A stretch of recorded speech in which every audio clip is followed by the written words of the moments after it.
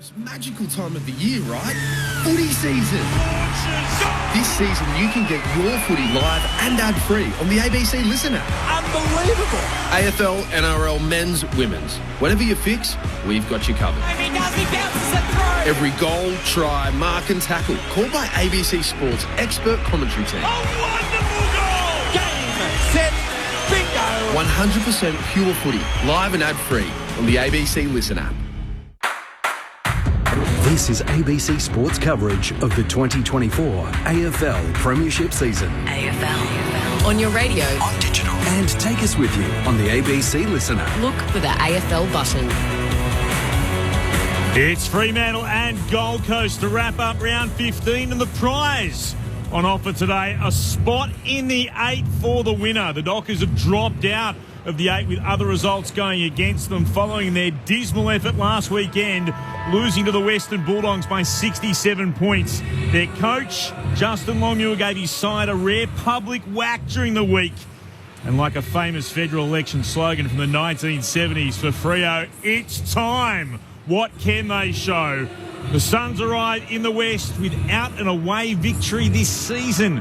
Will this be the time they turn things around? There's no late changes. The subs for the Dockers, Carl Warner, and for the Gold Coast Suns, Brandon Ellis. Clint Wilden alongside Akash Fodadar, our experts, Shane Woden and Cara Antonio. How does this pan out, Cara? Yeah, beautiful day here at Optus Stadium. Looking forward to the number 1 clearance team in Fremantle taking on Gold Coast with the number 2 for hit out. So really looking forward to the midfield battle this afternoon. It's an exciting one, isn't it? Good afternoon, everyone. Want to see a response from Fremantle, but also want to see what Gold Coast do away on the road.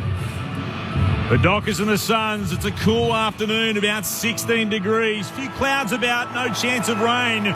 Bright sunshine at Perth Stadium. Let's get it started. Akash Fodadar with you on ABC Sport.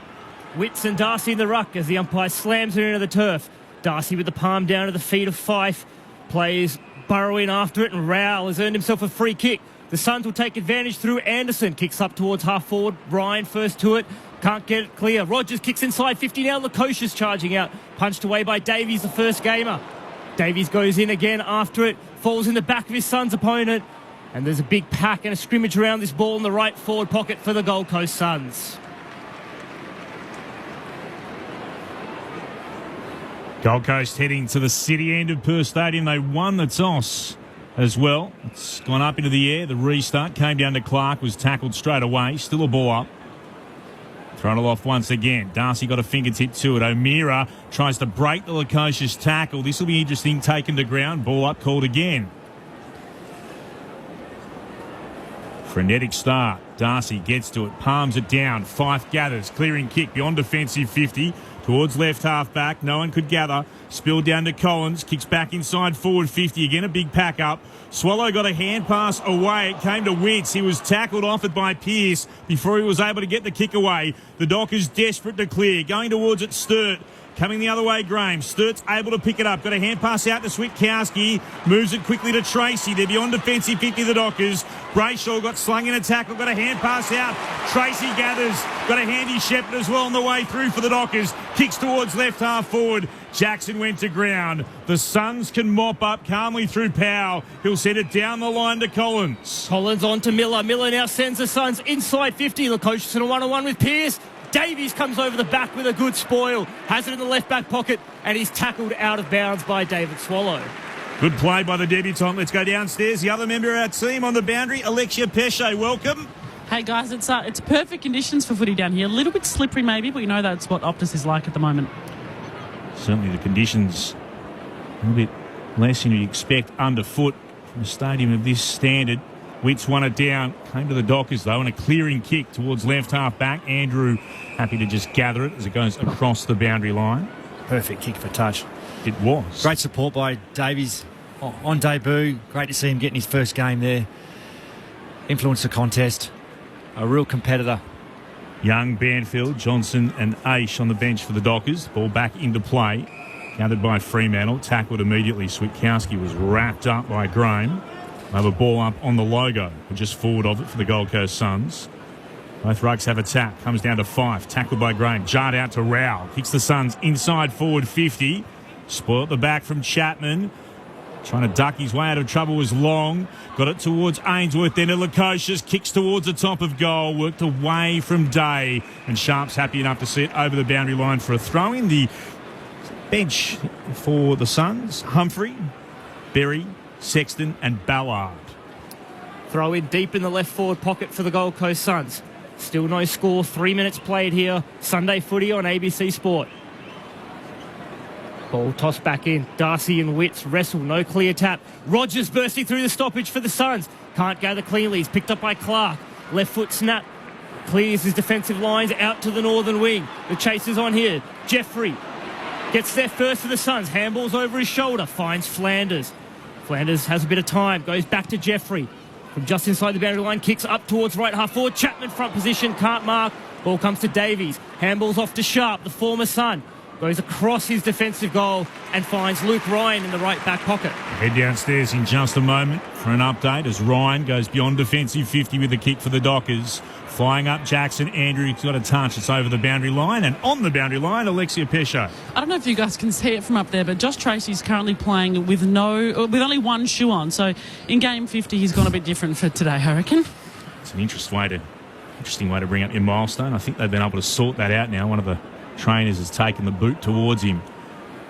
Darcy wins it down. Comes to Closey.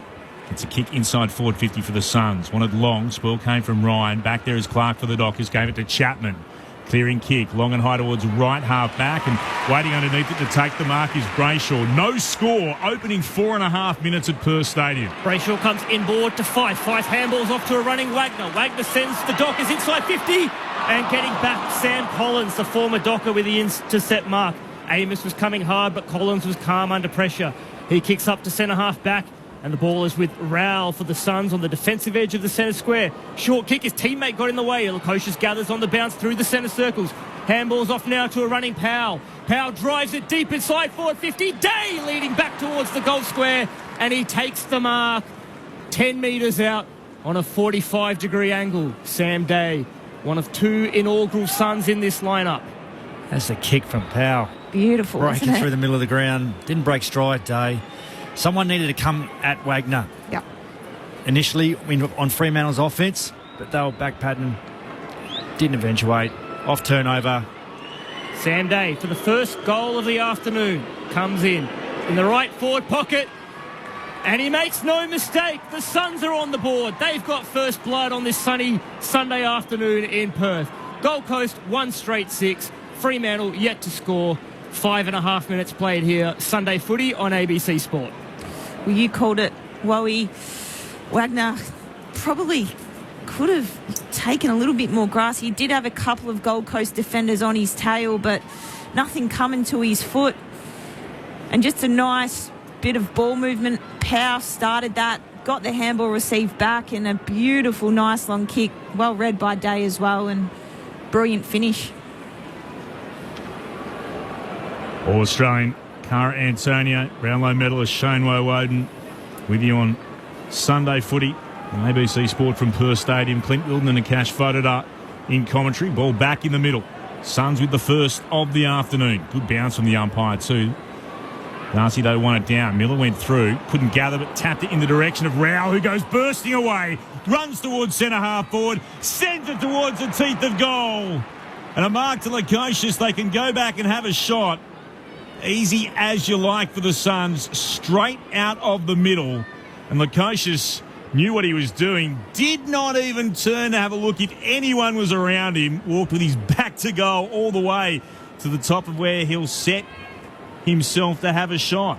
Deft touch by Miller at centre bounce. Caleb Sarong losing his feet through the front. Lukosius from no more than 20 out. The Suns have got the first two. What a start for the visitors as they chase their first away win of the season. 2 straight 12 Gold Coast. The Dockers yet to score. 7 minutes gone in the opening term. Sunday footy on ABC Sport. Yeah, you can't defend that, can you, Cara? No. When you're breaking through the middle of the ground. And it's a great kick by Rowell. Lost sight as well, Davies, of his opponent. Hayden Young got seduced inside the circle. Open up the front. Good connection. Mid-forward. Good start here on the road for Gold Coast Suns. As Clint says, zipping 5 this year away from home, chasing their first win. It has been the perfect start for the Suns so far. 2 straight to no score. Witts and Darcy again. Neither ruckman got a hand to it, and in fact the umpires paid a free kick for a hold, and it will go to the Fremantle ruckman and Sean Darcy. From the centre circles he plays onto his left foot, long high kick. Here comes Jackson. No mark, spoiled away from him. Brayshaw rose front centre, tumbles the kick towards goal. It pitches just inside the field of play and will be a boundary throw in the left forward pocket for Fremantle. In the shadows, the northern part of the ground. Fremantle kicking to the Farmer Freeway end of Perth Stadium. The ball back into play. Darcy with the more telling tap out to Switkowski at left full forward. Can't quite keep it in. The pressure came from Sexton. It's over for a boundary throw in again. It's a good connection between Switkowski and Darcy. Hit it to the outside lane. Running forward onto it. Suns by 12 points. 9 minutes gone opening term. Darcy got front position, tried to take it cleanly, dropped it. Anderson gathered, gave it back to Flanders, got tackled by Switkowski. Ball came out to Amos. He was tackled by Sexton. Anderson was able to work it away. Flanders kicked towards right half back for the Suns. Lukosius couldn't pick it up. Still there to be won. Trying to battle his way through was Berry. Ball comes eventually to O'Meara. He kicks straight back into traffic. It ricocheted away. Graham broke one tackle and then was dumped to ground by O'Meara. Ball had gone towards the wing, and then Chapman takes it through the interchange gates for the Dockers. It'll be a throw-in right beneath our broadcast position on the northern wing. The scoreboard, 10 minutes gone in the opening term, still says Gold Coast 2 straight. Dockers yet to score. Witts gets front position on Darcy, takes it out of the ruck. Handball to no one in particular. Rowell burrowing after it. Brayshaw pushed off it. Young dives in. First clear possession out of stoppage was Graham. Off to Witts. Now Flanders kicks up towards right half forward, but Aish takes the intercept mark. Defensive side of the wing at left half back here for the Dockers. He goes short and wider still now to Chapman. Chapman takes his time, assesses his options. Looked for a switch, but he'll go down the line. Short pass is a good one, and he finds Fife. Just in front of the logo, attacking side of the northern wing for the Dockers. Fife will send it long, inside 50 now, into the pack. Big spoil from the back by Ballard. Gets it up towards centre half back. Bodies crash in. Here's Frederick. Gives it off to Banfield. Dangerous in this situation. Kicks up towards full forward. Amos sticks a hand up, can't mark. Tracy knocks it out towards Jackson. The Suns get numbers at the back. It comes now to Collins, to Sexton in the right back pocket. And the Suns can try and clear the defensive lines. There was a tough pick up for Miller. Tracy back onto it for Fremantle. Handball's out to Johnson. He's now tackled strongly. And the umpire's going to have to sort this one out with a ball up. Left half forward for Fremantle, 55 metres out from their goal. Throwing up, Darcy got the telling tap. It came down to him. O'Meara, clever hands. Bounced the hand pass on to Johnson, back to O'Meara. Ugly looking kick towards Frederick. Hand pass went backwards, waiting for it. Banfield knocked it back to Young. They've had to retreat here. It came towards Clark, kicks up into the air. Spoiled down by Flanders. Banfield goes on it, gathers it beautifully, snaps but misses. To the right, a minor score. The Dockers first of the afternoon. 11 and a half gone in the opening quarter. The Dockers one behind. The Gold Coast Suns are 2 straight 12. Sunday footy on ABC Sport. Flanders with the kick-in duties for the Suns. Comes out into his right back pocket and chips short to Took Miller. Miller has it. 30 metres from the Fremantle goal. He's just going to pump it up the line, up the broadcast wing. He wants Witts to compete. He gets in front of Darcy, can't mark. Ball comes to ground. Sexton burrows in hard and earns himself a free kick for a high tackle against Johnson. To Alex Sexton, the forward turned half back. Has it at right half back for the Gold Coast Suns. Goes short and wider still at the toes of Jeffrey, but he does well to mark. Jeffrey inboard on the 45 here to Flanders. Still defensive side of the wing for the Suns, but it's a methodical build-up so far. Tries to take on Frederick. That's dangerous. Does well, Flanders. Good footwork. Kicks up to right half forward. Andrews gone forward there. Jackson drops the mark for Fremantle. Aish now has it. He's tackled. Good pressure there from Mac Andrew, who has drifted forward with Luke Jackson for company. And it'll be a ball up at right half forward for the Suns. Andrew goes up, one towards the boundary line. Rowell can't keep it in. to be thrown in again, about 48 out from the Suns' attacking goal. Crowd still very quiet as they've rolled in, somewhere in the vicinity of 40,000 today, as Andrew went up himself and won it down. O'Meara was able to gather, clearing kick straight down the throat of Collins, who marks the former Docker at right half forward. Delisted by Fremantle, spent a couple of seasons in the VFL and then picked up again by Gold Coast. Kicks the Suns into the right forward pocket. A strong mark to Jackson. The back of the pack used his height to his advantage. Was able to bring down the football. Came in flying from the side. That's a good grab. Luke Jackson kicks beyond defensive 50. 2-on-2 battle at left half back for the Dockers. No one can take it cleanly away. Still there to be won. Collins gets a hand pass out to Sexton of the Suns. Kicks Gold Coast back towards full forward. Jackson flew again, couldn't get his hands to it. Long tries to soccer it forward. Ryan's back there to mop up in his defensive goal square. Got it to Wagner and then kicks towards Frederick at right half back. Freo are away. It comes to Sharp. Pops on in the direction of Banfield, who marks. Banfield has it on the southern wing. Brings it inboard now. Young in the centre square. Fremantle have options forward. Young hits Amos. Good transition football there from Fremantle. Started with some good defensive work by Luke Ryan. They brought it up the far wing through Sharp and Banfield. And then Young, with that sizzling left boot through the middle of the ground, has found Jai Amos, who can go back and shoot for goal. 40 metres out on a 45-degree angle to the right. Pierce's goal save right on the 9-metre box, and allowed Ryan just about to scoop up a loose ball and find his teammate in the pocket. Jai Amos with that slow approach, kicks on goal, and you can hear the groan from the crowd as that drifts across to the face, and he misses to the left-hand side. Fremantle two behinds, Gold Coast 2 straight, 12, leading this contest by 10 points. Yeah, great ball movement there, wasn't it? So good. Nice kick slick. Back in the corridor. Suns, the second ball on the field, work it beyond their defensive 50 towards the commentary wing. Andrew at the back of Jackson, won it to ground. Fife tries to burst his way through. He's been tackled and he's been pinged for holding the ball.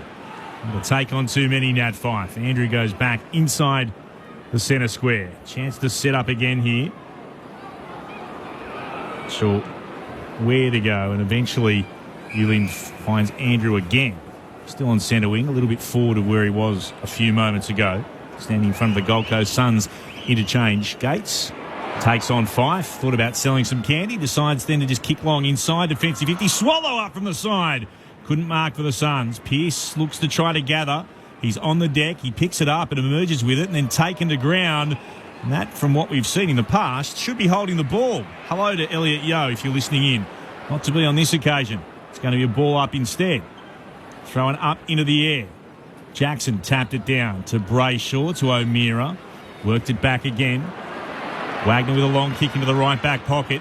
Bounce was awkward for Chapman. Has to turn. Might have been legged. He was twice against Long. And Chapman will have it in the right back pocket for the Dockers, who trail by 10 points. 17 gone in the first. Chapman decides to switch play. It's a dangerous kick, but it does land in the lap of Clark. And he's off and he's away. Brings the ball out now to the northern wing, where he finds Sam Sturt in front of the interchange gates. Sturt with a short pass inboard. Frederick marks on the logo for Fremantle. Numbers stream forward now for the Dockers. Frederick takes his time, pushes back off the mark. Now he'll kick a high ball up towards the left forward pocket. Young, Tracy, neither of them could get there to mark, and it's Will Powell in his first game back after 5 weeks suspension from the AFL for that homophobic slur, and he chips across to fullback to Ballard, who then goes to Flanders. The Suns still inside their defensive 50. Delighted to know that his nickname is Ned. You would hope so as well. And he shares it with Collins. Goes back to Flanders. Kicks into the centre square to Miller. What about going through the corridor? Instead pops it out to Jeffrey. And Joel Jeffrey marks just forward of left half back for the Suns. In the bright sunshine, finds the co-captain in Miller again. Pauses for a moment and then off a step. And thump it towards left half forward. 2-on-2 battle. Going up. Great grab, Chapman. Had to have 2 bites at it. Was able to cradle it in with the left arm as he fell towards the ground. He's got it at right half back. Points down the line. Comes towards Aish. Running by it. Ace gets it on to Wagner. That's clever from Brayshaw tapped it back to him as well, and Wagner's kick was disappointing. Spearing it into the throats of a defender in Collins, who puts it into the right back pocket. Now a chance for the Suns through Ewing to come towards Witts, who has it at right half back. Witts handballs off to his co-captain in Miller, running past and kicking the Suns up towards right half forward. Coming from the side, Ainsworth, but Pearce has the height and the strength, takes the mark, moves it quickly into the centre square. Brayshaw running through the defensive edge. That's a poor kick, turns it over. Ballard has it for the Suns and runs through the centre circles. He mongrels it inside the forward 50. That's not the great 20 seconds of football as Chapman takes the mark for Freo. Goes out now to the southern wing where Jeremy Sharp, the former Sun, has the ball in the bright sunshine. Sharp chips inboard. Wagner now has the ball.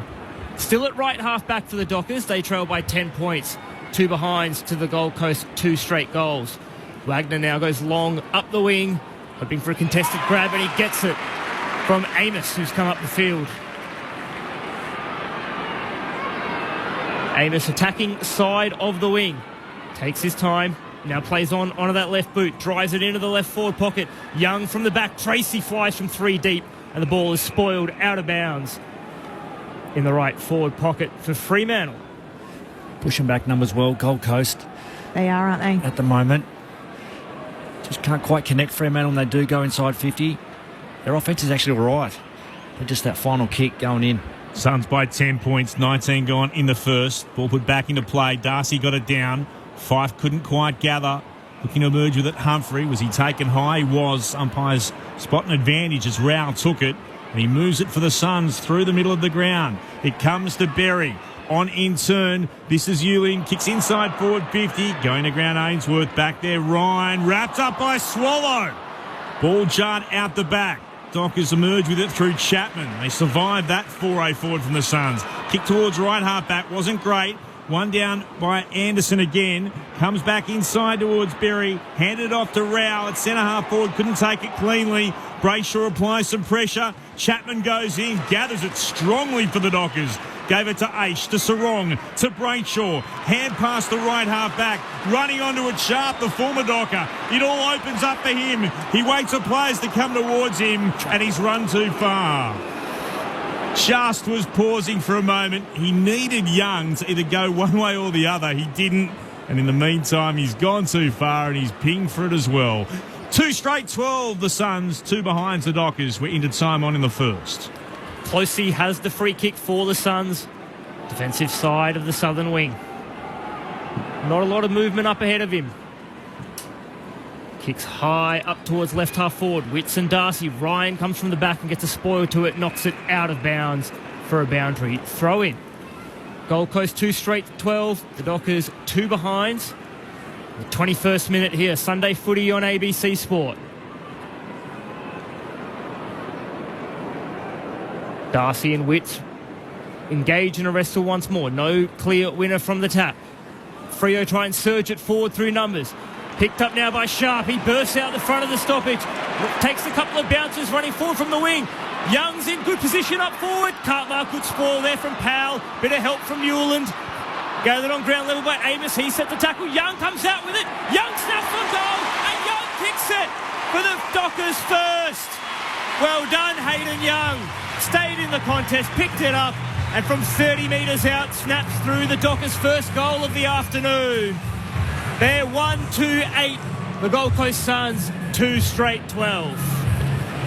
Well, getting through stoppage okay, and through the front Fremantle, and a lot of grass in front of them. But it seems like all their forwards are still working back, and no one ticking back up at the kicker. Just have an easier kick. But then it's just a contest at ground level. And a ground ball for Hayden Young to swoop on. Playing deep forward at the moment. It might be just a resting mid. Hayden Young. It's almost like a three-way rotation at the moment when Darcy comes off, Jackson into the ruck and Young forward by the looks of it. They've just made that swap again now. Like that a lot. Hayden Young punching the air in pure celebration of his teammates and the crowd to get right around him. Suns lead cut to 4 points. Closing stages of the first. Darcy was unable to get a run at that. The free kick is against Witts. It'll come back. He takes it for the Dockers. And with the left, goes straight towards centre half forward. Fife marks despite Being closed now. He'll send it into the right forward pocket. Not a great kick from Nat Fyfe. Collins is onto it. He's tackled by Sturt. Ball jarred free. Came out to Frederick for the Dockers from right half forward. Kicks towards Woodward. Banfield flew. Couldn't quite mark it. Spills to ground. Still with a chance here. Fremantle. O'Meara to Banfield. Couldn't gather it cleanly, and Berry picks it up. And Banfield shoves him over the boundary line deep in the left forward pocket. 2 straight 12 the Suns. 1-2-8 the Dockers. 23 gone in the first. Deep in Freo's forward 50. It was in his mitts, wasn't it? He had a good crab at it. Darcy gets in front position, flicks it over the back. Switkowski beats one tackle, handballs off Frederick, tackled immediately by Rogers, and the umpire calls for the ball up. Sam Switkowski looks dangerous when he gets on the move in these forward 50 stoppages. 40 metres out from the Dockers goal, the umpire tosses it up. Sarong snaps towards full forward. Andrew punches it away from Jackson. The Dockers still have an opportunity here. Sarong crashes in again, tries to handball out to Switkowski. Anderson does well, dives in, might have been legged. Now Miller wants Flanders. They're really scrapping hard, the Suns, to get it out of there. Humphrey dumps the kick out to the wing. The ball clears Davies and Lukosius. Aish first back to it for Fremantle. Handballs back to Ryan. Ryan sends the Dockers up towards half forward again. Banfield from the back did well to make a contest. Graham, though, gets there and rows for the Suns and kicks up to the wing once more. Lukosius has a couple to beat. Ryan gets there first. Can't take it cleanly, but manages to tumble a kick up to left half forward. Switkowski takes it. He's tackled by Graham, but the umpire has paid the mark to Fremantle. Crowd fans thought his chance to go forward was impeded. Switkowski will put it towards the teeth of goal. They'll fly from everywhere. Tracy! Oh, my goodness! Rising high from the back of the pack. The big kahuna with a big mark. Wow. Oh, Lovely mark. Strong hands. 6 deep too. He was. Came from a long way back. Okay, Switkowski had 2 Freo teammates in the centre square all by themselves who could have probably broke 50. They were screaming at him. Decided to go long inside. In a milestone game, his 50th for the Dockers. He kicks their second. And he puts Fremantle in front, Tracy. 25 and a bit gone in the first. The Dockers 2-2-14. Gold Coast, who kicked the first 2, are 2 straight 12. Huge mark, good finish. 45-degree angle to the left from about 40 out. A good 15 or so minutes for Fremantle to settle, but played in their front half in the last 5 or 6 minutes. Put a bit of scoreboard pressure on. It's time for Gold Coast to respond now. Started well. Now to their midfield crew to get some ascendancy from this centre bounce. That's a strong grab. Big Kahuna is on the board in game 50 and he's put Fremantle in front. Ball bounced in the centre square. Darcy and Witts, no clear winner from tap. Rowell after it hard, trying to break the Brayshaw tackle. Doesn't get a handball away and it's holding the ball. Brayshaw stuck at the tackle, wouldn't let Rowell free. Has it on the defensive side of the centre square. Kicks up now to Young.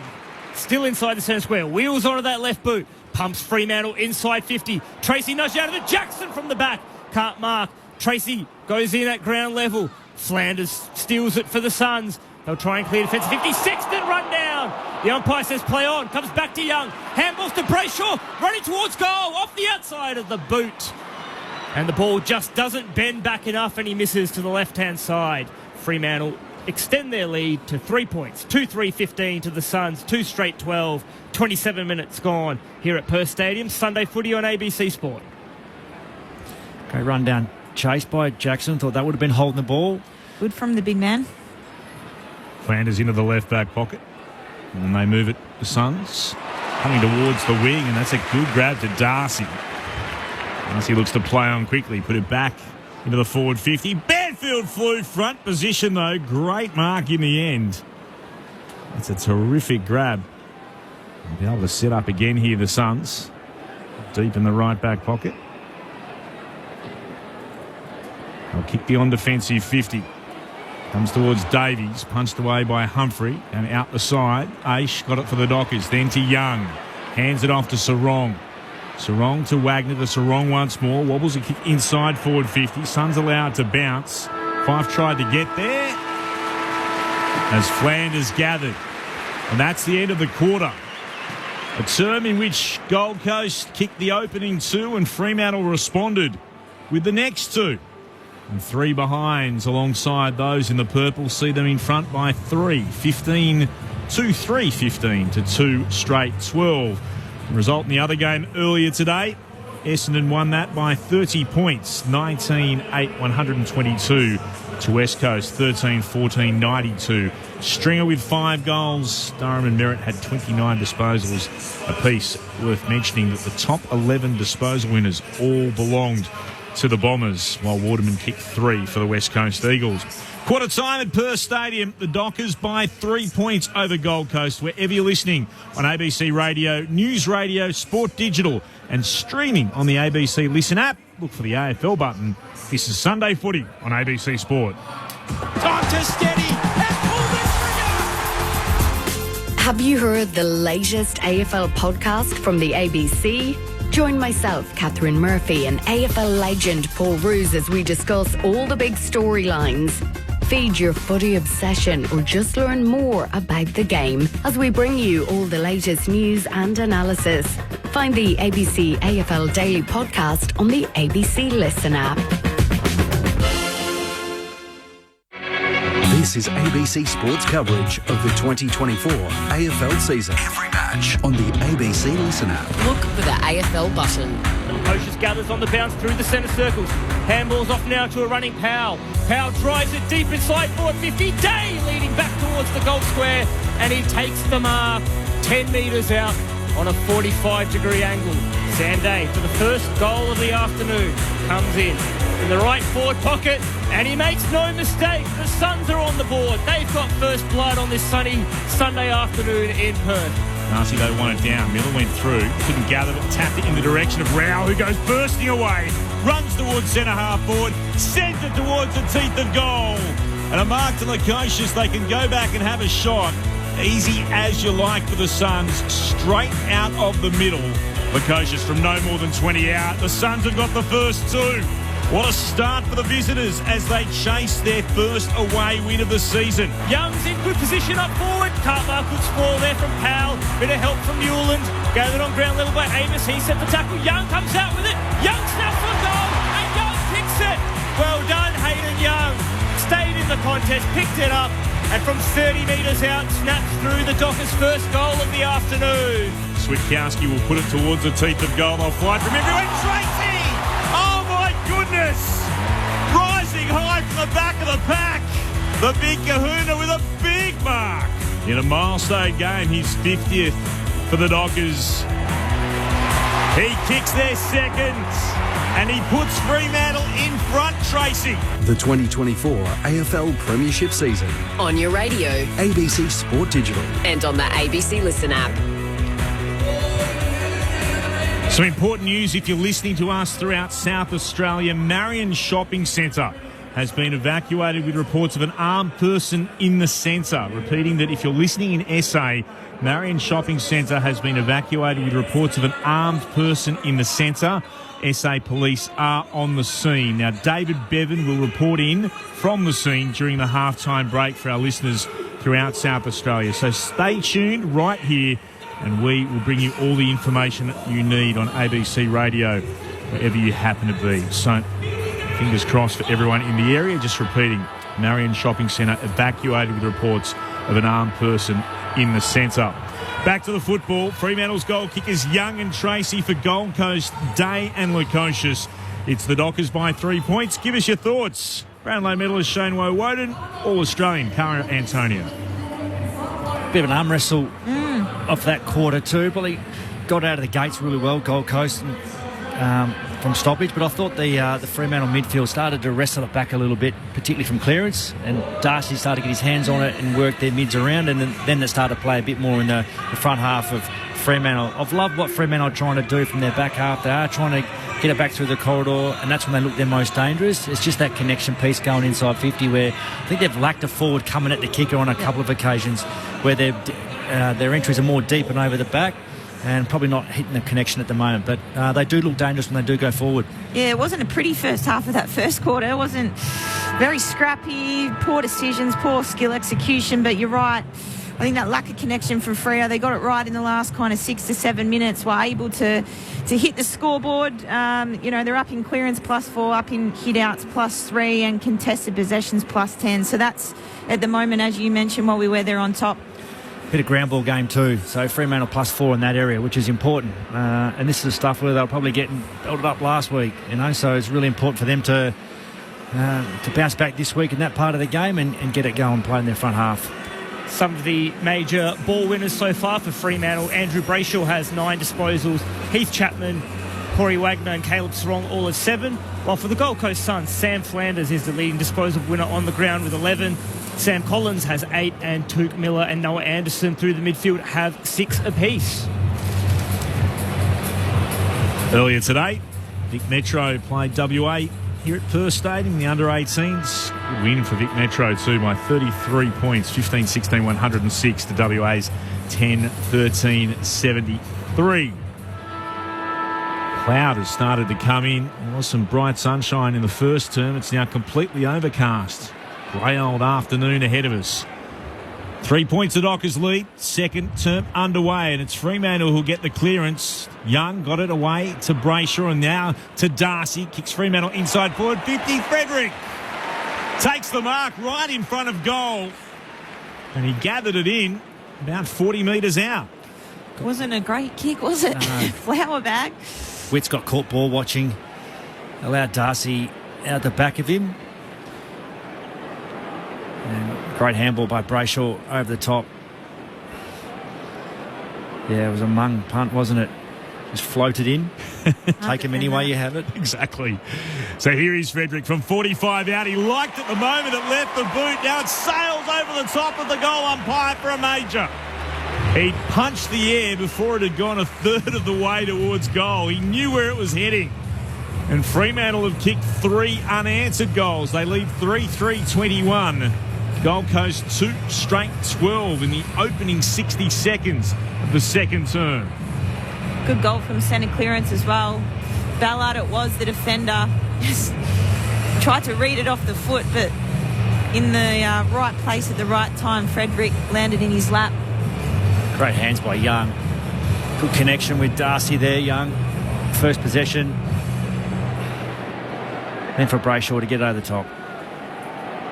Fremantle, after conceding the first 2 goals of the game, have kicked the last 3. They now lead by 9 points. Nice high bounce from the umpire in the centre of the ground.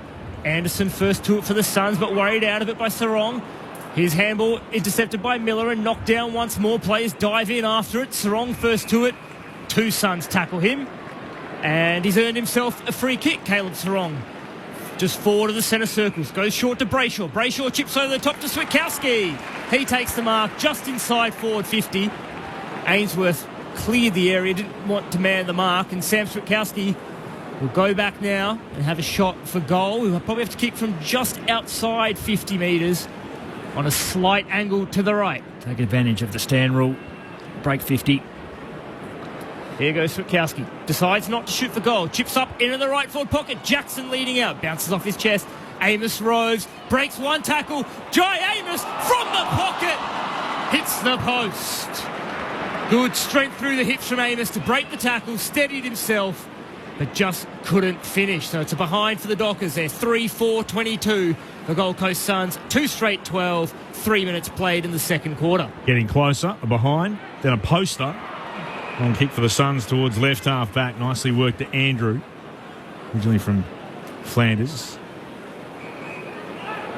Mac Andrew spins the Sherrin around in his hands and then stabs it short to Miller on the logo. Plays in through the middle of the ground. It comes to Sexton. Runs through the centre circles. Moves it on in turn to Swallow. Swallow will kick into the right forward pocket. One-on-one battle here. And Lukosius didn't quite complete the mark. He thought he'd had it up against Davies. Instead, it's gone to ground. Ryan's over the top of it, and the Suns immediately appealing. Surely I had enough of that, says Lukosius. Officials think differently. Thoughts, anyone? Yeah, it's a mark. Yeah, I thought so as well. Humphrey gets away from Aish from deep in the right forward pocket. He puts it out of bounds on the full. The Dockers will have it. Left back pocket, 3-4-22. Gold Coast 2 straight 12. Nearly 4 gone in the second term. Fremantle, as Akash told you, kicking the past 3 goals after the Suns got the first 2. Luke Ryan has it for Fremantle in the left back pocket. He kicks high up to left half back. Big pack of players. Tough to mark that one. Sarong first to it at ground level for Fremantle. Players diving in. Dangerous tackle. Yeah. Free kick here to Sharp. He was slung out of the contest by Jeffrey. Sharp goes back inside his defensive 50 to Ryan once more. Coming further across the ground. Jordan Clark has it. Basically back at fullback. Short pass now to Brayshaw. The switch is affected now to the northern side of the ground. Brayshaw finds Aish. Just in front of the interchange gates in the long sleeves. Aish short up the line. Amos has the mark. Now true centre wing for the Fremantle Dockers. It's a chip mark game that we've become accustomed to from Fremantle. Amos kicks towards right half forward. Jackson will fly from the back. He can't mark. Johnson has it on ground level. Handballs off to Banfield. Weaves one way then the other. Handball to Amos who dropped it. Chapman comes through now for Fremantle. Handball forward to Zwitkowski. Zwitkowski onto Johnson. Runs through 50. Tries to beat the Hewlin tackle. He can't stick it. Johnson still has time to make a decision. And his left foot pass is a good one where he finds Caleb Sarong 35 metres out from goal directly in front. Well played, Matt Johnson. Stayed calm under pressure. Assessed his options and picked the best one, which was Caleb Sarong. Strong in the tackle. Keep his feet. He loves testing the tackle, doesn't he? He does. Eddie Johnson, but on that occasion too, again, as Akash said, just calm. He was composed through it. Didn't panic. Didn't dump the ball on the foot. Sarong to make it 4 in a row for the Dockers. It's as straight as you like. Straight through the middle from Caleb Sarong. And Freo extend their lead. 4-4-28 to the Gold Coast. 2 straight 12. The Dockers by 16 points here. Sunday footy on ABC Sport. Yeah, great work by Chapman then. Break through 2 tackles. They were clean. Zwitkowski off ground level. Yeah, and then little great use of vision by Matty Johnson to spot up Sarong in the corridor. And good finish by the mid. Working down. Big opportunity here for Gold Coast. Again on the road, challenged. Can they stand up and test Fremantle here, or are they just going to fade away? As we said earlier, zipping 5 on the road. Want to play finals. There's a good opportunity for him. Caleb Sarong continues to be an absolute ball magnet in his comp as Jackson wins it down, but Miller stole it away, and then he was tackled by Brayshaw, and then the hand pass went awry, straight to Jackson, gave it the 5, kicks towards centre half forward, finds Sturt. Sturt waits, players streaming forward, he'll pop it back inside forward 50, going to ground to take the mark. Johnson. So he set up the previous, this time he can go back and have a shot himself. Well, it was a back lead from Johnson, but Hayden Young was coming at the foot. As we called last quarter, Hayden Young playing deep forward as his rest from the midfield before he takes a break on the bench. Nice little bit of connection. Nice mark. Just needs to go back and finish now. Great to see all the defenders get around Andy Brayshaw for that tackle. Miller was out and gone. 3 goals, 6 for the season for Johnson. He kicks from 40 metres out, and that's why he's been a little bit astray in front of goal. He shows it again, missing to the left-hand side. Minor score, 4-5-29 the Dockers, 2 straight 12 Gold Coast, 8 gone in the second. Powell has it for the Suns in the left back pocket. The West Australian playing in front of a home crowd. Kicks a high ball up to the northern wing. Big pack of players converge on it.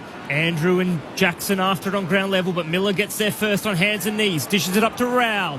Stays strong in the tackle. Handballs towards Mate Anderson. It's intercepted by Frederick. And Freo can go forward again. Johnson's kick towards Sturt made it difficult for him. Closey now for the Suns. Has it. Takes it out to the southern side of the ground. He wanted the cautious. Davies does well to outpoint him. The umpire doesn't pay him the mark. Berry now for the Suns. Spins around. Davies, good attempt at smother. Well done, Hugh Davies, the young man in his first game. And he's back after it again. Fighting hard to keep the ball. Does just stay inside play in the end. And Hugh Davies in his first game gets a massive round of applause from the Fremantle crowd. Repeat efforts there from the young man. Yeah, commit to the smother. Great to see. Way to win people over on your debut. Chapman has it. The Suns had it and just looked to knock it forward. That's what Jay will be asking for, wouldn't it?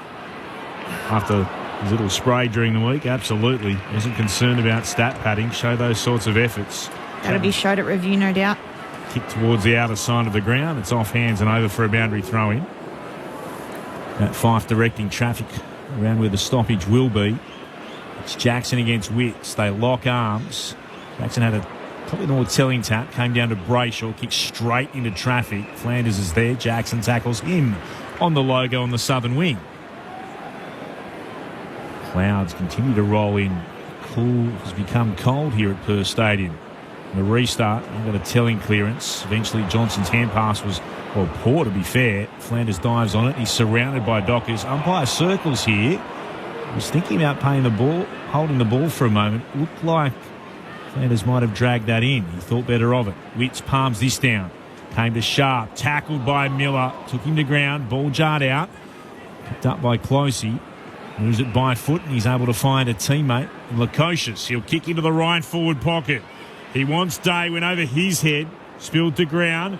Day has another chance to pick it up. Dockers defenders were more interested in shepherding than anything else. Eventually it's been locked in, ball up the call in the right forward pocket, or just in line with the right hand behind post actually, for the Gold Coast Suns, who trail by 17. Umpire tossed it up. No, the ruckman could get there. Rogers tried to burst through the stoppage, and the umpire's going to have to try and sort this one out again. I'm not even sure who nominated for the ruck there. The ball just went up and straight back to the turf. Now it's Witts and Jackson. Jackson tries to come over the top. The Dockers grubber it out of there, but Closey first tool for the Suns. Handballs to Berry, snaps back towards the goal square, but there's no teammates, no one there in red. It's only Jager O'Meara who can take the mark just in front of the left-hand behind post. O'Meara now kicks out long towards left half back. Good strong grab there by Ballard. Outpoints Josh Tracy. 65 metres from goal here, Ballard. There's a ball switching across the ground, comes back and into the centre square to Mac Andrew. Andrew short to Anderson, still inside the centre square, looking to bring the ball out to this northern side of the ground. Wants Powell, takes a good mark under pressure from Banfield. The Suns still have it at left half forward, trailing by 17 points. Powell looks for a lead, kicks into the pocket.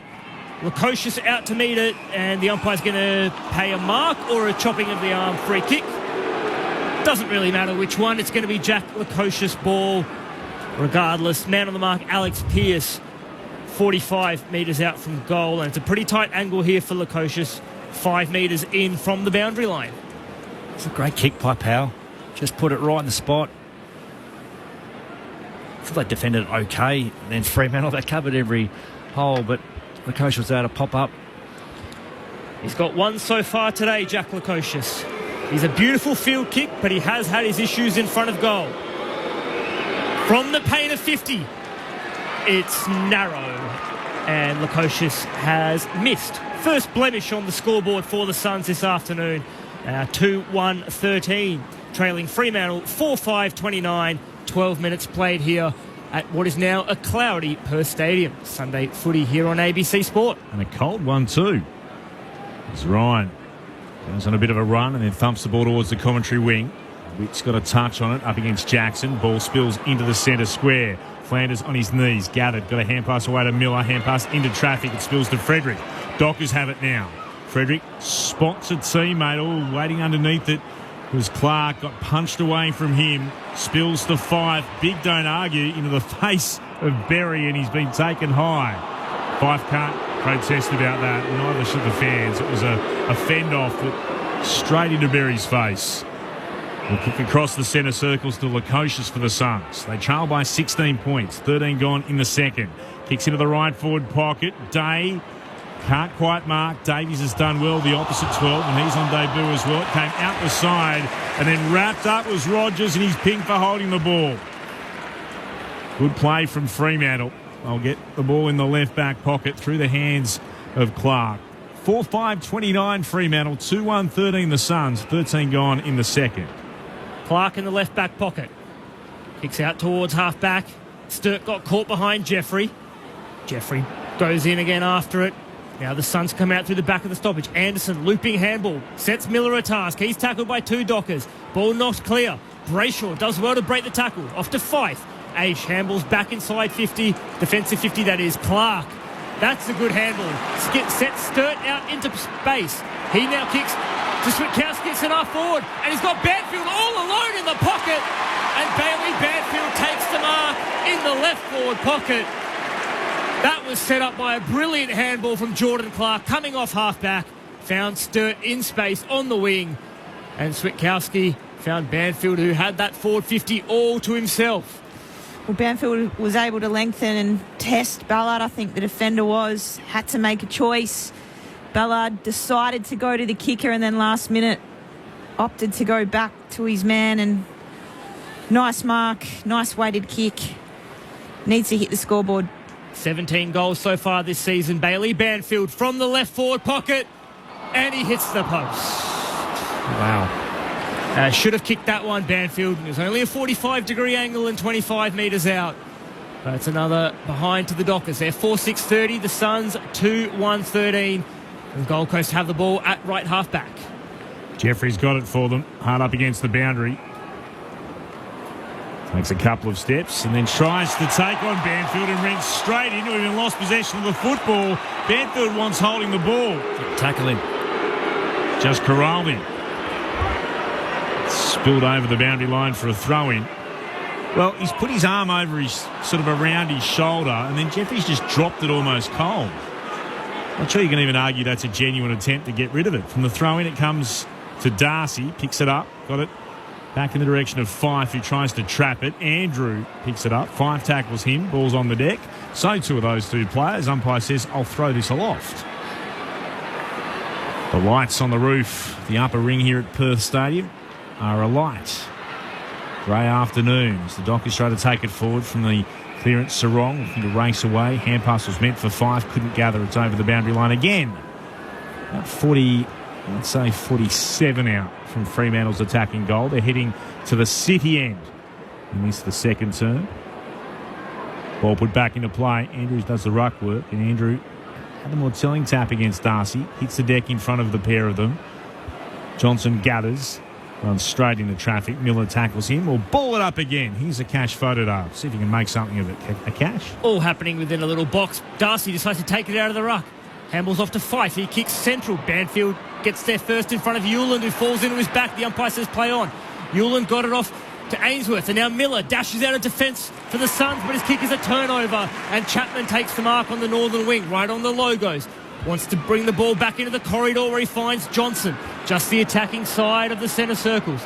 Johnson handballs off to Wagner. Wagner kicks in the Darcy direction. Tracy!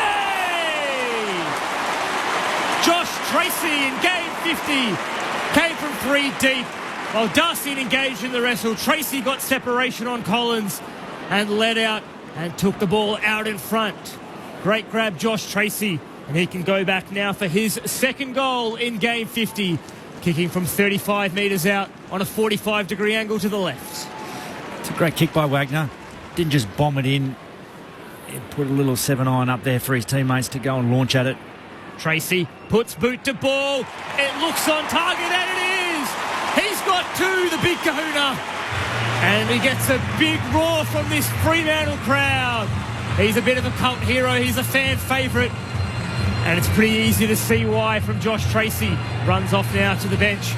The Dockers, 5-6-36. Lead the Gold Coast Suns, 2-1-13. 17 minutes played here. Sunday footy on ABC Sport. That's the difference really in the two teams. Marks inside forward 50.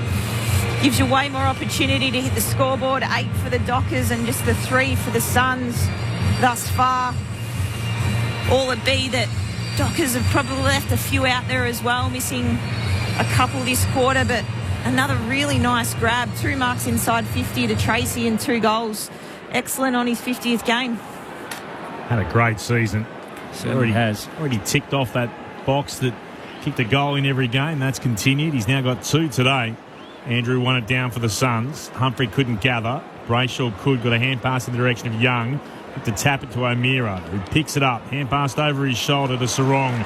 Hand pass allowing Switkowski to knock it into the path of Young at right half forward. Dockers have worked that well. Young gather, kicks inside forward 50. Andrew got a touch on it, spilled down to Flanders. Then to Ewan, back to Flanders. Suns work it nicely to Powell, who marks just to the side of his defensive goal square. Fremantle have kicked the past 5 goals of the game. Powell will thump it towards the outer side. That's almost a great mark today, battling against Pearce. Tried to drag it in one-handed. Had 2 goes at it, dropped it. Was locked in. Ball up the call. Just shy of centre wing for the Gold Coast Suns, who trail on the scoreboard by 23 points. Mac Andrew in the ruck for the Suns. Darcy wins it down.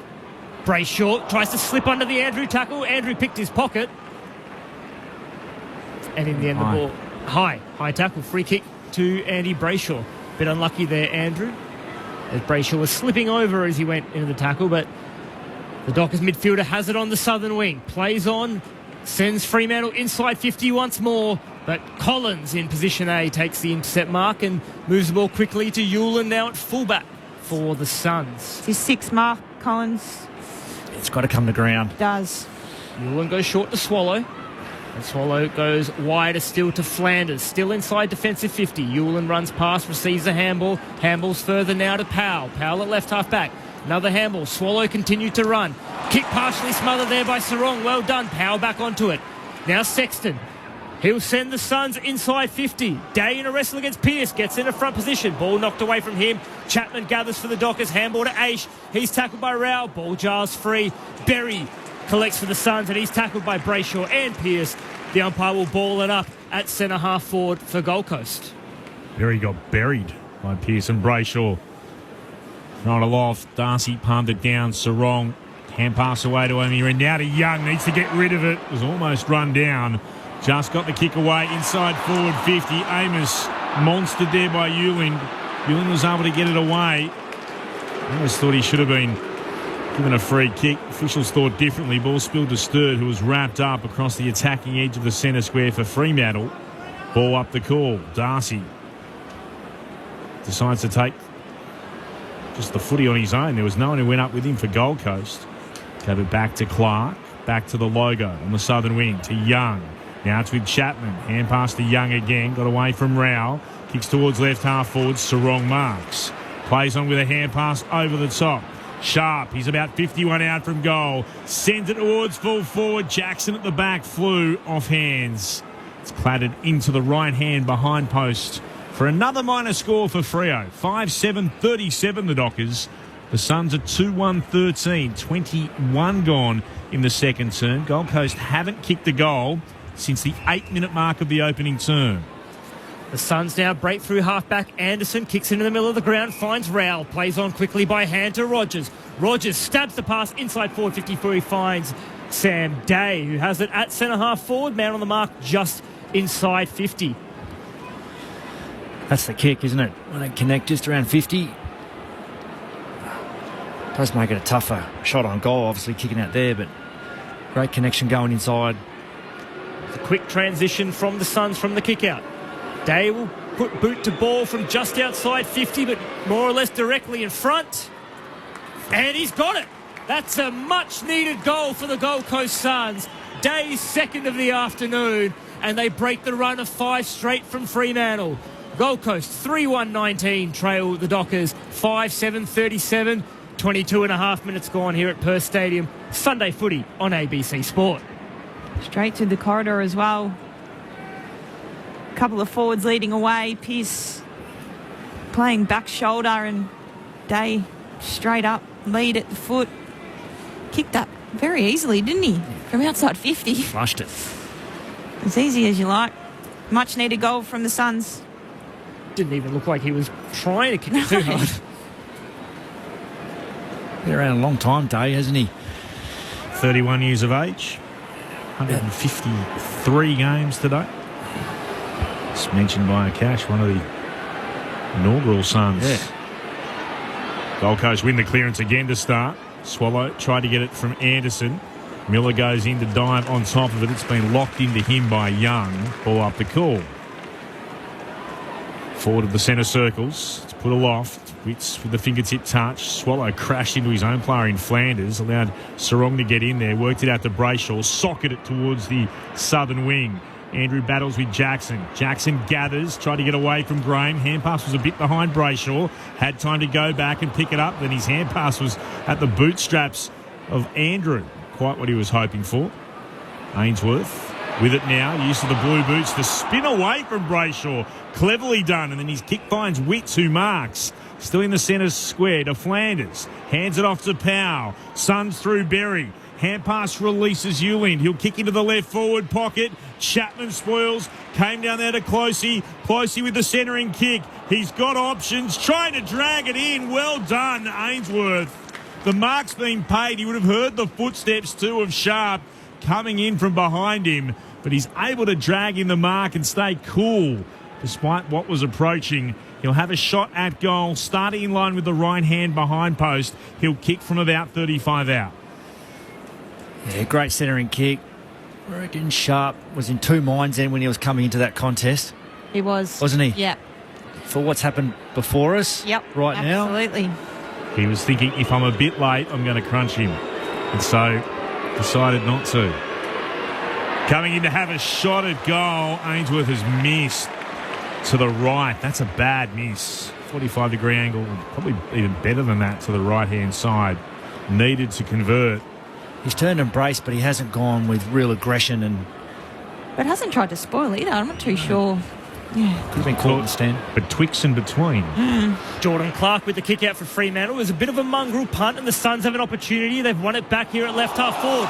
Miller stripped of it by O'Meara, and the umpire says that's holding the ball. So Jager O'Meara, a former Gold Coast Sun himself, has the ball at right half back. He's going to switch play across the ground into the left back pocket to Jordan Clark. Clark up to half back where he finds Chapman. Sharp running past, wants the handball and gets it now from Chapman. He can go for a saunter along the wing. Gets a nice shepherd from Pearce. Takes a couple of bounces. Sharp. Handballs forward now to Sturt. Sturt kicks the Dockers inside 50. Tracy in a 1-on-2. Ball at the back. One down by Andrew Ulind. Sharks it for the Suns and kicks them out of defence, and they're away off the wing. Jeffrey fumbles zone. The Dockers have a chance to get it back.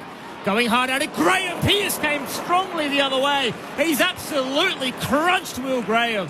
That was a fair, hard contest between two footballers committed to the ball. And Will Graham, the young son, has definitely come off worse in that clash with Alex Pearce out on the southern wing. Yeah, that would hurt. Nothing wrong with that, unless you happen to be Graham. As he crunched him legally as Miller tries to get a hand pass away from the restart. Only as far as Young. Kicks in the middle of the ground. Frederick, good mark. Plays on quickly, putting it out towards Johnson, who marks it right half forward. 53 from goal. He spots a player. Kicks into the left forward pocket. It's Sturts who marks. Flanders flew in the air, trying to get a touch on the football. Couldn't make contact. It went over him. And Sturt was in exactly the right spot to take the mark. He'll go back and have a shot at goal. 45-degree angle to the left. He'll kick from 35 out. Freo forwards are getting at the back really quickly this afternoon. Whether or not the Gold Coast Suns defenders are pressing too high or not reacting, getting caught ball watching. But there's been numerous occasions. These forwards. 6 straight for the season, Sam Sturt. Here he comes. Kicks on its way. Still with the 100% record. His first of the day, the 7th of the year. The Dockers have got their 6th.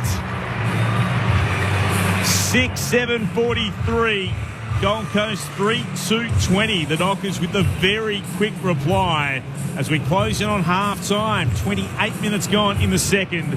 This is Sunday Footy on ABC Sport. Clint Wilden alongside Akash Vodadar, our experts Shane Woden and Cara Antonio.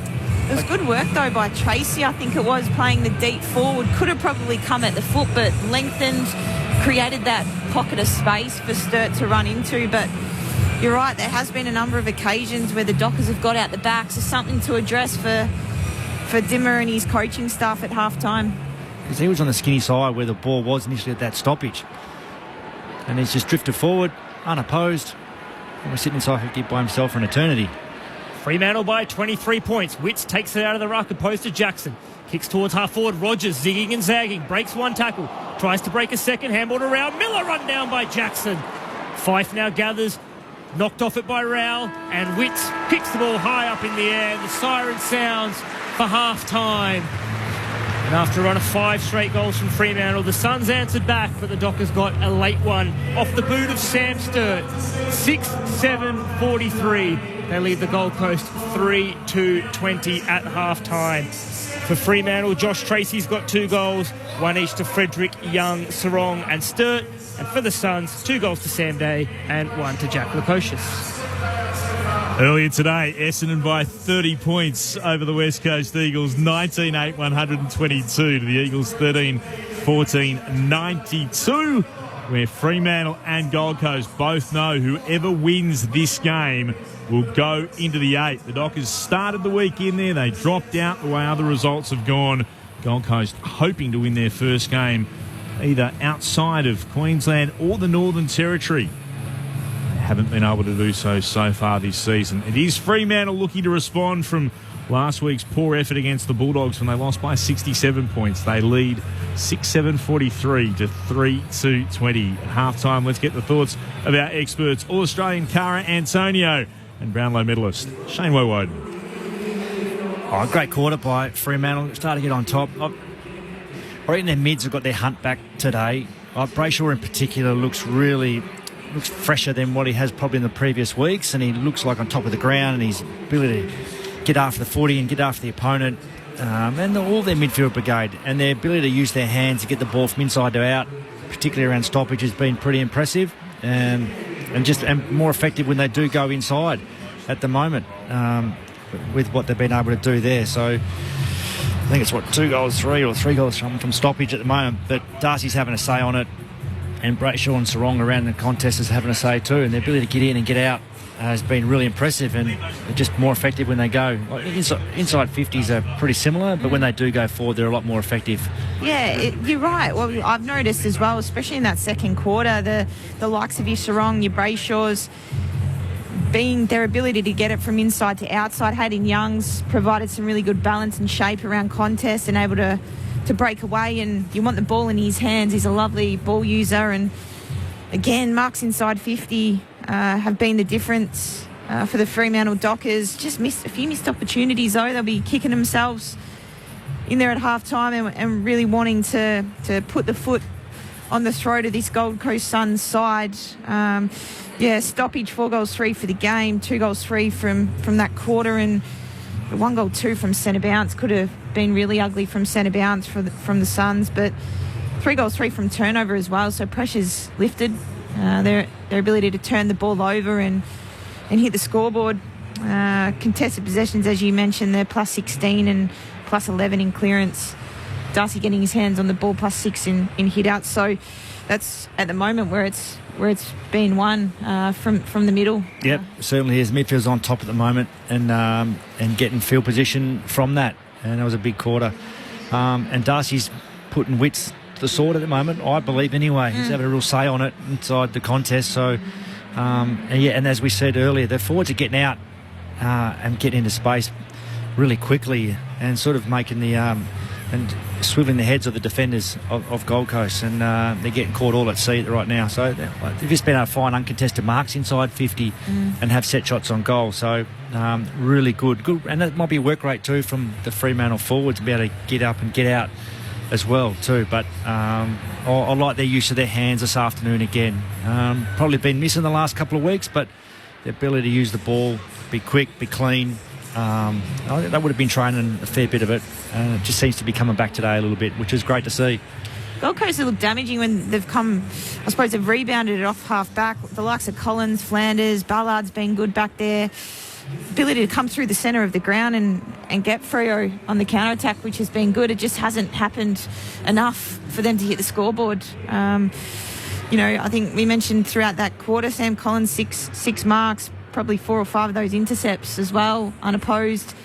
Ballard's been strong in the contest as well, and Flanders, his ability to run off halfback. So there's some promising signs. They need to hit the scoreboard to be in this game. You just don't want to transition your footy from D50 though, do you? No, you don't. So these guys can rack up the numbers and do what they want, but at the end of the day, they've got to get their midfield going it the other way so they can lock the footy in their front half and make it a bit easier. So it's not about racking up the numbers, Shane. No. We found out this week. It's hard to transition the footy from your back half in the modern game.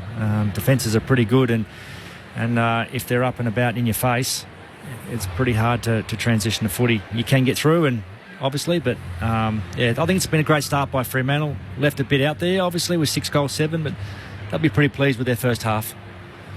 Couple of text messages coming through, and apologies, I haven't read any of them out so far.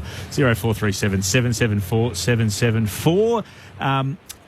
I knew someone would bring this up. Eric from Brisbane, thanks for the coverage today, but a reminder the Suns did win twice away from home. Eric, no, that's not true, because those two games in the Northern Territory were Gold Coast Suns home games. They were home games. They want home games there, don't they? Yep, they're home games. Yep. So, you're correct. If we had said they have not won away from Gold Coast Stadium or Carrara, you'd have been spot on, but they are home games. Absolutely. Grant in Hobart. G'day, Grant. Always love hearing from you. What are the conditions like on the left coast today, mate? It's getting dark and 9 degrees here. Go the Blues. It's cold. It's not 9 degrees. It's about 14, 15. We're expecting it to get down to 5 degrees overnight. Now, that is cold for Perth. So I am happy to say, though, that some of those clouds that had come across and given us, a grey overcast look have departed. And so there's patches of blue above us at the moment. John from Coburg says, "G'day, guys. After today's bemusing and totally confusing shelving of the holding the ball and the stand rules in the Essendon West Coast game, a friend of mine said, the AFL doesn't have rules anymore. They only have interpretations. It's hard to disagree." We saw a situation here in the right forward pocket. Now, I know that it's the first quarter and not much is at stake, where a player who was on the ground picked the ball up, stood up and got tackled. And we saw Elliot Yeo get pinged for doing exactly that, which cost a shot at goal. I'm not saying West Coast, they did not deserve to win that game. No. Absolutely did not. But it doesn't change the fact that I've seen that not paid now on about 7 occasions since. It's inconsistent. We know it. It's week to week. It's umpire to umpire. They all do it differently. It shouldn't be the case, but that's how it is. You just got to move on, don't you? Yeah. You do. But all we want is consistency. That's all we want. Yeah. All we want. We don't get it. John from West Footscray, don't the Gold Coast Suns wear white shorts when they're playing away? Usually, but they don't have to. And the red shorts stand out so much differently. They are, if we're going the dark and the light arguments for home and away, Freos are the dark purple. You can wear they're a very light, bright red. So I've got no dramas. Wearing that. And Bradley from Belmont sitting in a hammock in sunny, now is it Kajini, enjoying the double coverage of the WA teams. Go the Dockers. Thanks, Bradley. When someone kicks a goal, would you mind saying who it is? It's the radio. Well, I think we've done that. I'm pretty sure that's been said, Mr. 865, whoever you happen to be. Leave us your name if you're going to have a crack. 6-7-43, by the way, at half-time. 3-2-20 is the Dockers lead over the Gold Coast Suns. And we'll go through a few more of your texts if you want to send us them. And if you want to have a crack, at least have the ticket and leave us your name. 0437 774 774. Love to hear from you. Back with plenty more soon. But wherever you're listening, right around the nation on ABC Radio, News Radio and Sport Digital, and of course streaming on the ABC Listen app, look for the AFL button. This is Sunday Footy on ABC Sport, and let's get the latest from the ABC Newsroom.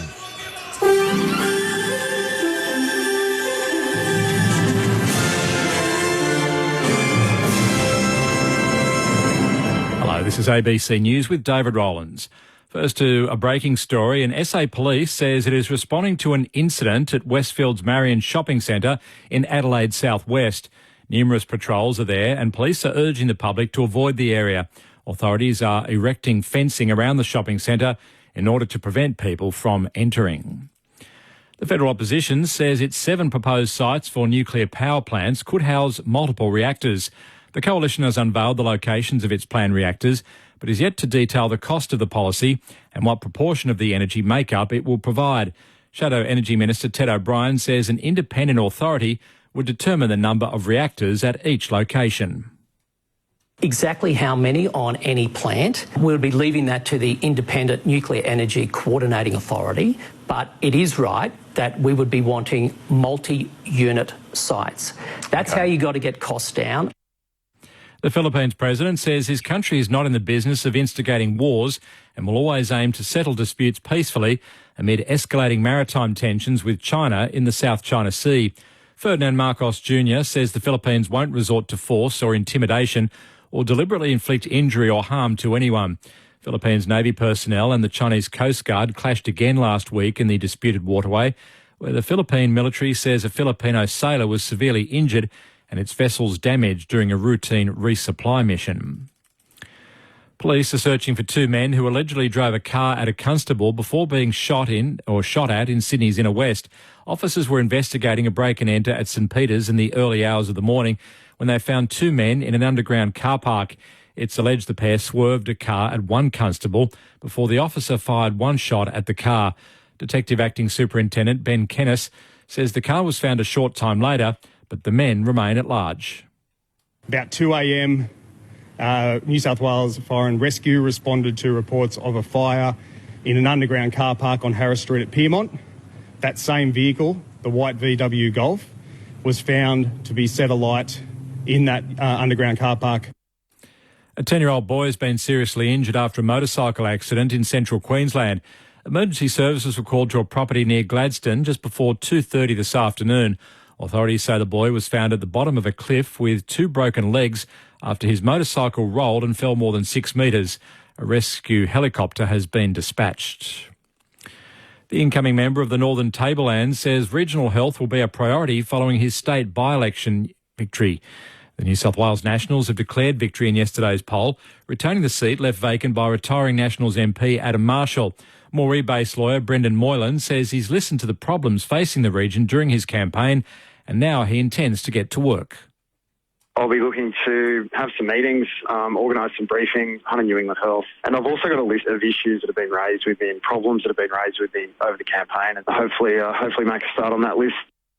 Floodwaters have forced residents from their homes in the US state of Iowa following weeks of rain, while people in much of the rest of the United States seek relief from yet another heatwave. Larry Buttrose has the story. Iowa Governor Kim Reynolds has declared a disaster for 21 counties in the north of the state. In drone video posted by a local sheriff, no streets are visible, only roofs and treetops poking above the water. Highways have been closed, including a key stretch of Interstate 29 that later reopened. Elsewhere in the US, the grip of heat and humidity continues. The National Weather Service says roughly 15 million people are under a heat warning, the highest level of alert, while another 90 million are under a heat advisory. The National Rugby League says it will do everything it can to protect its officials after a man was charged with sending threatening text messages to referee Adam G. Ethan Ricks has more. A 19-year-old man has been charged after allegedly sending threatening text messages to rugby league referee Adam G before he officiated a game between South Sydney and Brisbane on June 14. The messages were reported to police by the NRL. The man from Yagoona was charged with using a carriage service to intimidate and served a personal violence order. He's been granted strict bail to face court at a later date. A league spokesperson says it will always do everything in its power to protect the integrity of the game and the people involved in it. And just recapping our top story, SA Police says it is responding to an incident at Westfield's Marion Shopping Centre in Adelaide Southwest. A press conference will be held in around an hour's time. If you love country music, you'll love ABC Country. You get a fast car. It's Australia's home of country music. The music you grew up with. You'll be the captain. All the latest country hits. I ain't proud of all the punches that I've thrown. And emerging artists. Because, baby, we've been apart. 24 hours commercial free. ABC Country. It's on your DAB Plus digital radio and the ABC Listen app. This is ABC Sports coverage of the 2024 AFL season. Every match on the ABC Listen app. Look for the AFL button.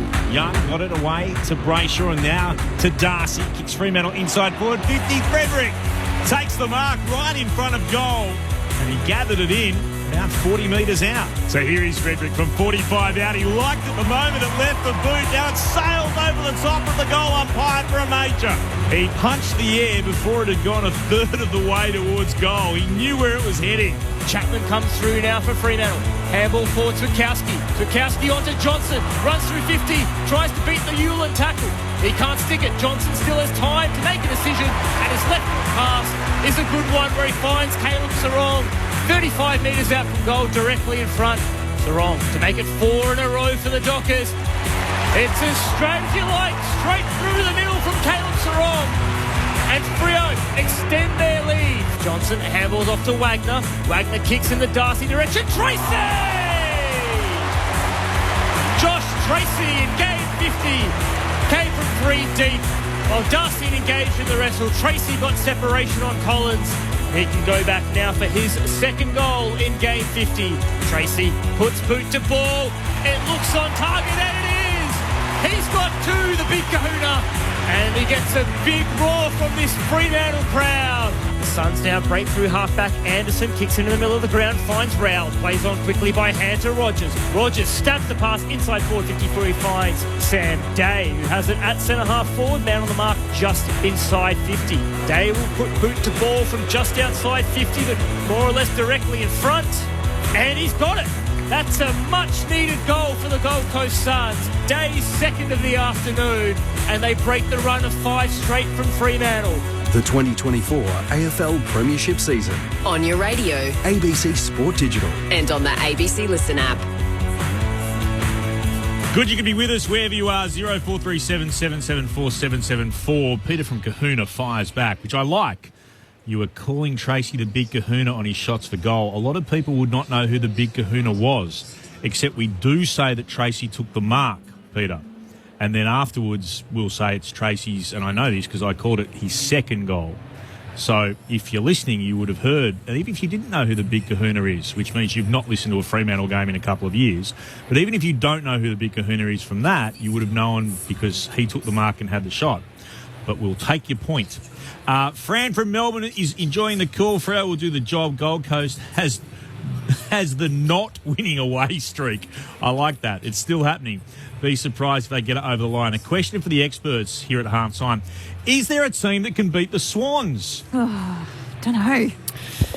Carlton have got to put themselves in line, yep. Yeah, very hard at the moment to even look like it with Sydney. They are flying. Very good. And playing good footy at the moment. But Carlton, they looked damaging the other night. All 3 facets of their game looked really good. So, yeah, they could do it. Do they come up against each other again? Let me have a look. I don't know that off. This is one of those questions we've spoken about in team meetings, Cara. Rather than ask this out publicly, have a look in the book and then go, they play each other again in round so-and-so. Rather than make us all go, what? When? They do not play each other. So finals, maybe. Finals are when they'll be playing each other again. I do want to remind everybody, though, without trying to be a smart aleck for once in my life, remember, after, round 7, Geelong were 6-7 and zip, and they beat Carlton by 13 points, and we were all wondering who on earth would beat Geelong at that stage. And since that point in time, they've been 1-6. Wheels have fallen off. Things do change. They do change very quickly, but no doubt that Sydney absolutely deserve to be the firm favourites at the moment. No doubt. Very hard to beat in Sydney. But certainly things might be a little bit different in Melbourne when they do come. But as we know and we've seen this season so far, it's open. Yeah. And it's a very tight race. There's still a lot to like about the Swans. Both teams back out on the ground here. Fremantle have the advantage of 23 points. Akash Vodadar's got some of the other numbers in front of him. Yeah, some of the key stats. So Fremantle leading on disposals, 185 to 153. They're leading the hitouts through that combination of Darcy and Jackson, 19 to 12, which has also led to a clearance lead of 22 to 11. And looking at some of the major ball winners so far for the Dockers, Andrew Brayshaw, 19 disposals, Caleb Sarong, 18, Heath Chapman, 13. While for the Suns, Sam Flanders with 18 disposals, Touk Miller with 13, and Will Powell and Noah Anderson with 11 apiece. Peter, you've sent us a text which makes 0 sense to me from Yanchep, so if you can read it again, maybe go back through it and send us another one. That'd be terrific. And Brendan from Hobart says a fully fit Pies will give the Swans a run. I was just about to say that here's a stat. In the next 7 games, the Swans only played 2 teams currently in the top 8. So that being the Magpies and the Bombers. Big questions for Gold Coast. Their leaders on the road. Fox Footy had this stat up during the week. Took Noah's score involvements are down by 30%, Noah Anderson by 49% and Matt Rowell by 52% when they play away from their 2 home venues. I'll need those 3 keys to lift. Second half about to get underway. The Dockers by 23 points. A Cash Photo with you. Sunday footy on ABC Sport.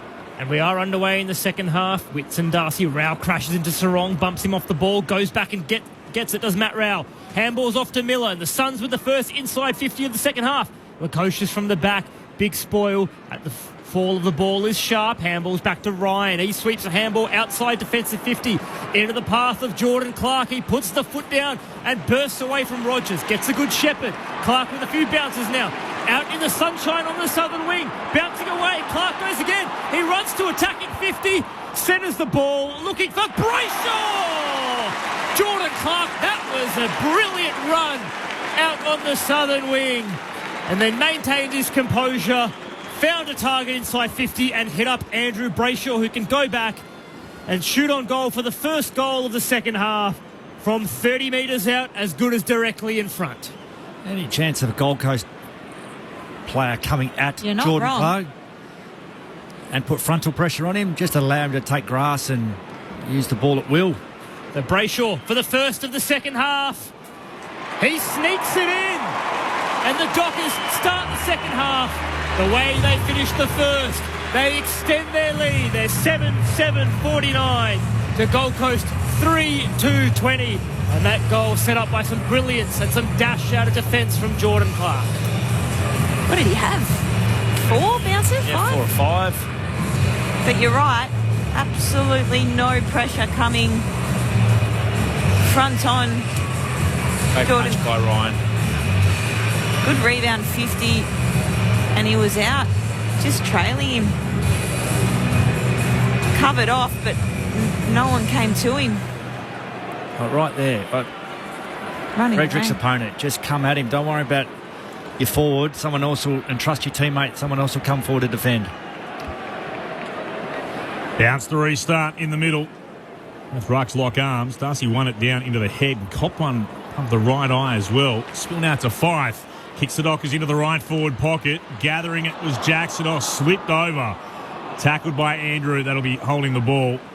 Turf didn't help Jackson at all under those circumstances.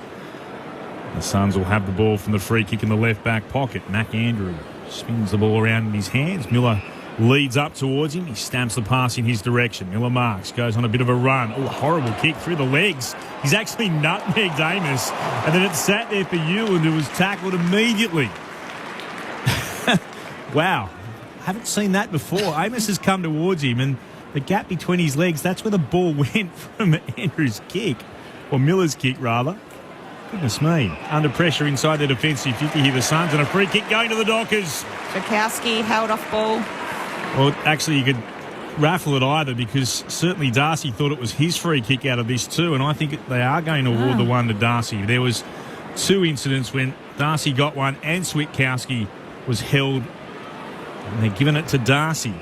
Darcy have it in his, well, he was being locked up by Witts and then actually gave it a little shove to ground. Witts had arms around Darcy in the ruck contest, but take your pick. So here is Sean Darcy, looking for his first of the day. He kicks from 40 metres out. He liked it straight away. He goes to celebrate as it sails over the top of the goal umpire's hat. What a start in this second half to Fremantle. They've kicked 2 goals in the opening 2.5 minutes. Beg your pardon, opening 3.5 minutes. 8-7-55 the Dockers, 3-2-20 the Suns.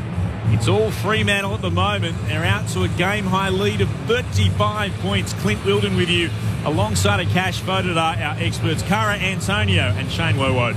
Yeah, could have raffled it, couldn't he? I did see Switkowski. He wasn't sure of the Darcy one, but it's hard to move Darcy around the ball. And he gives his mids first use. It's been good today. 7 clearances as well for the big man. Yeah, 14 hit-outs. Back in the middle of the ground. Witts up against Darcy again. The bounce favoured Witts. And the umpire's going to recall it and toss it up once more. Ball aloft. Witts and Darcy engage. Witts gets the hand to this one. Rao first to it. Off to Swallow. He's spun in a tackle. Now gathered by Powell for the Suns. He kicks them up towards centre half forward. Pearson front position. Got a hand in it. Going after it now, Chapman. He's pushed off it by Day. Day handballs up in the air. And O'Meara and Pearce apply good pressure there on Will Graham, who looks okay after that heavy collision with Alex Pearce in the first half. And it's a ball up at right half forward for the Suns. Witts and Darcy. Witts gets the palm down to Rao, but he's worn very tightly by Sarong, who tackles him. The ball does jar free only as far as O'Meara.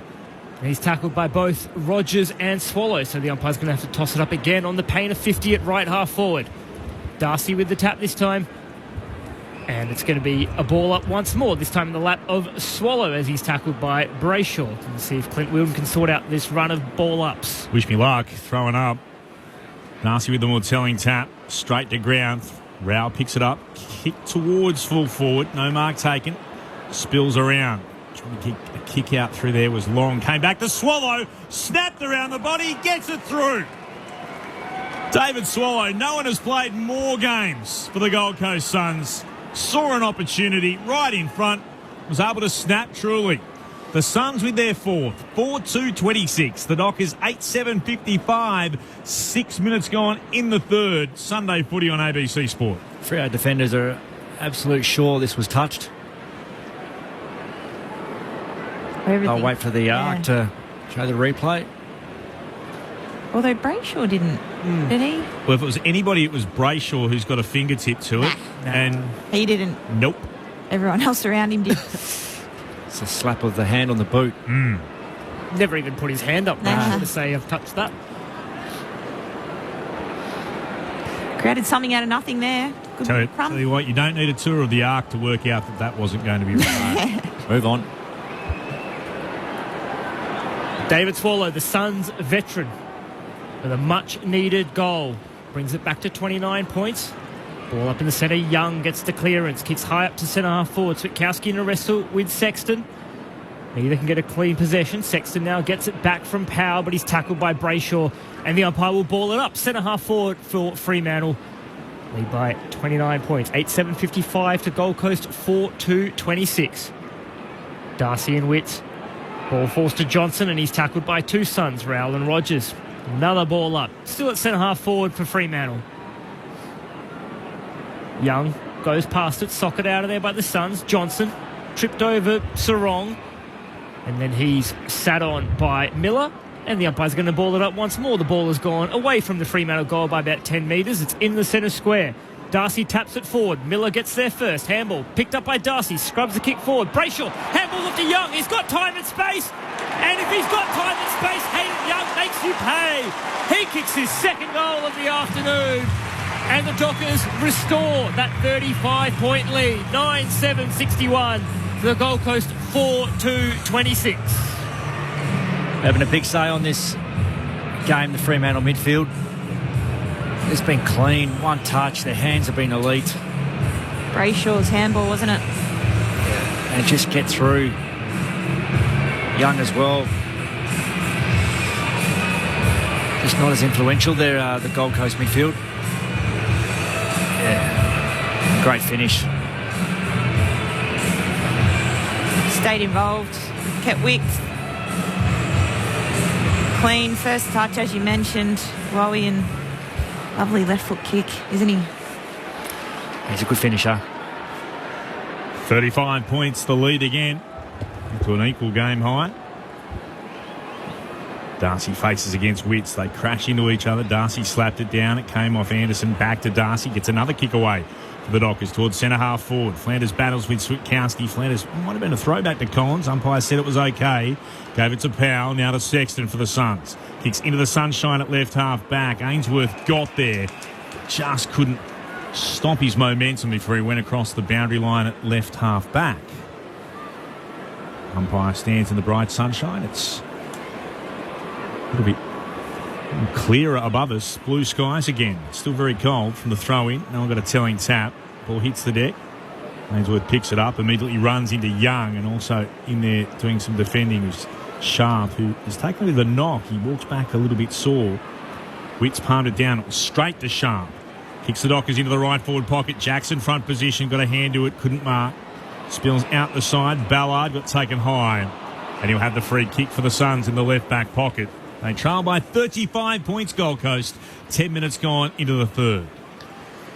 Charlie Ballard just in the shadows of the left back pocket. Goes short into the sunshine where he finds Sexton still inside the defensive 50 at left half back. Looking for a lead, looking for an option up on that southern wing. Sexton pumps it high to a pack. Darcy gets in front, pushed under it by Day. Day gathers on ground level. Handball's off to Closey, takes the bounce. Handball to Ainsworth. Wheels back now onto his right foot and kicks a high ball inside forward 50. Chapman crunches into Luke Ryan. And the umpire has paid a free kick here to the Gold Coast. It's going the way of Jack Lukosius. I have to see the replay. Not too sure. Oh, yeah. Davies. There was a tug of the jumper there from Hugh Davies, and as soon as that jumper gets separation from the body, the umpire's going to blow the whistle. There was a little one there, no doubt. Free kicks there. So Jack Lukosius for his second goal of the afternoon. Make it goal for goal in this second half. He'll kick from 40 metres out on a 45-degree angle to the left. Lukosius is in. And he kicks the goal. He's a good kick of the ball, Jack Lukosius. He's got his second of the afternoon. And the Suns now 5-2-32. Still trailing Fremantle 9-7-61 by 29 points. 11 and a half minutes played here at Perth Stadium. Round 15, Sunday footy on ABC Sport. Yeah, it was good lob by Lukosius. He engaged the defender, pushed back hard into him. Forced to the hold of the jumper. It was only a little one.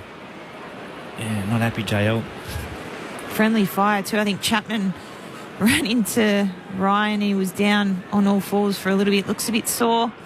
Maybe ribs or side oblique, but good finish. Nice kick of the ball, isn't he?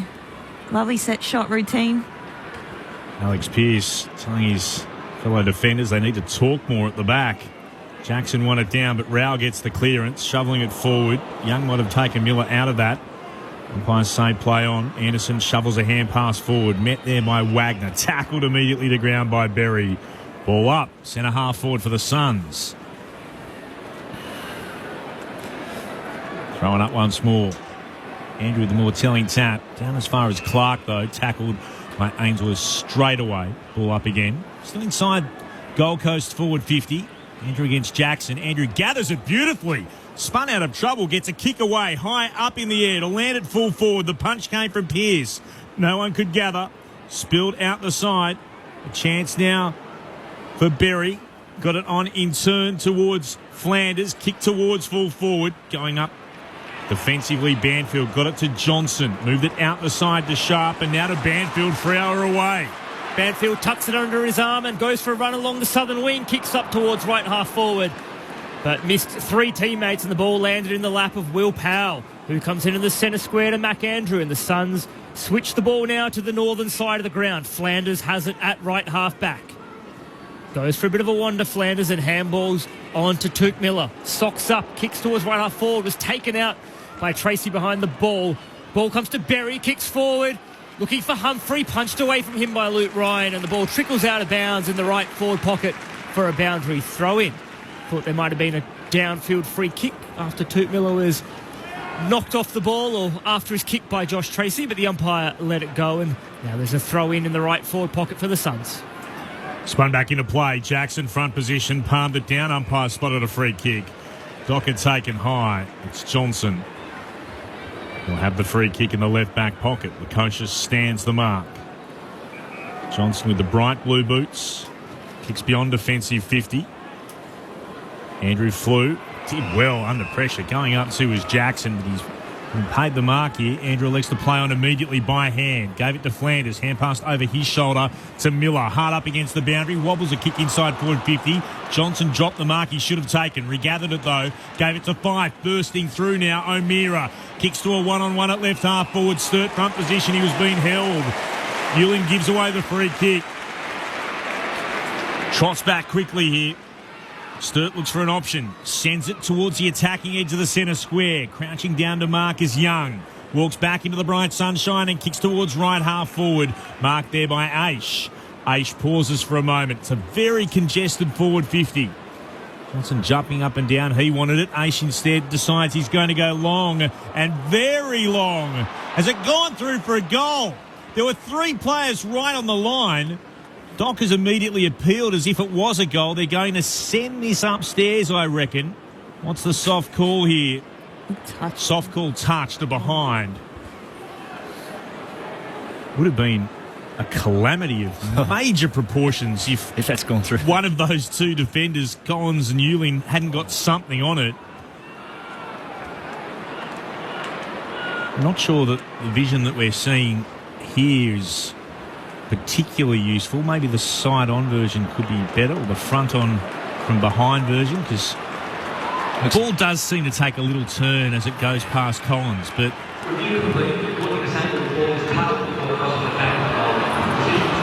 off Collins, forearm or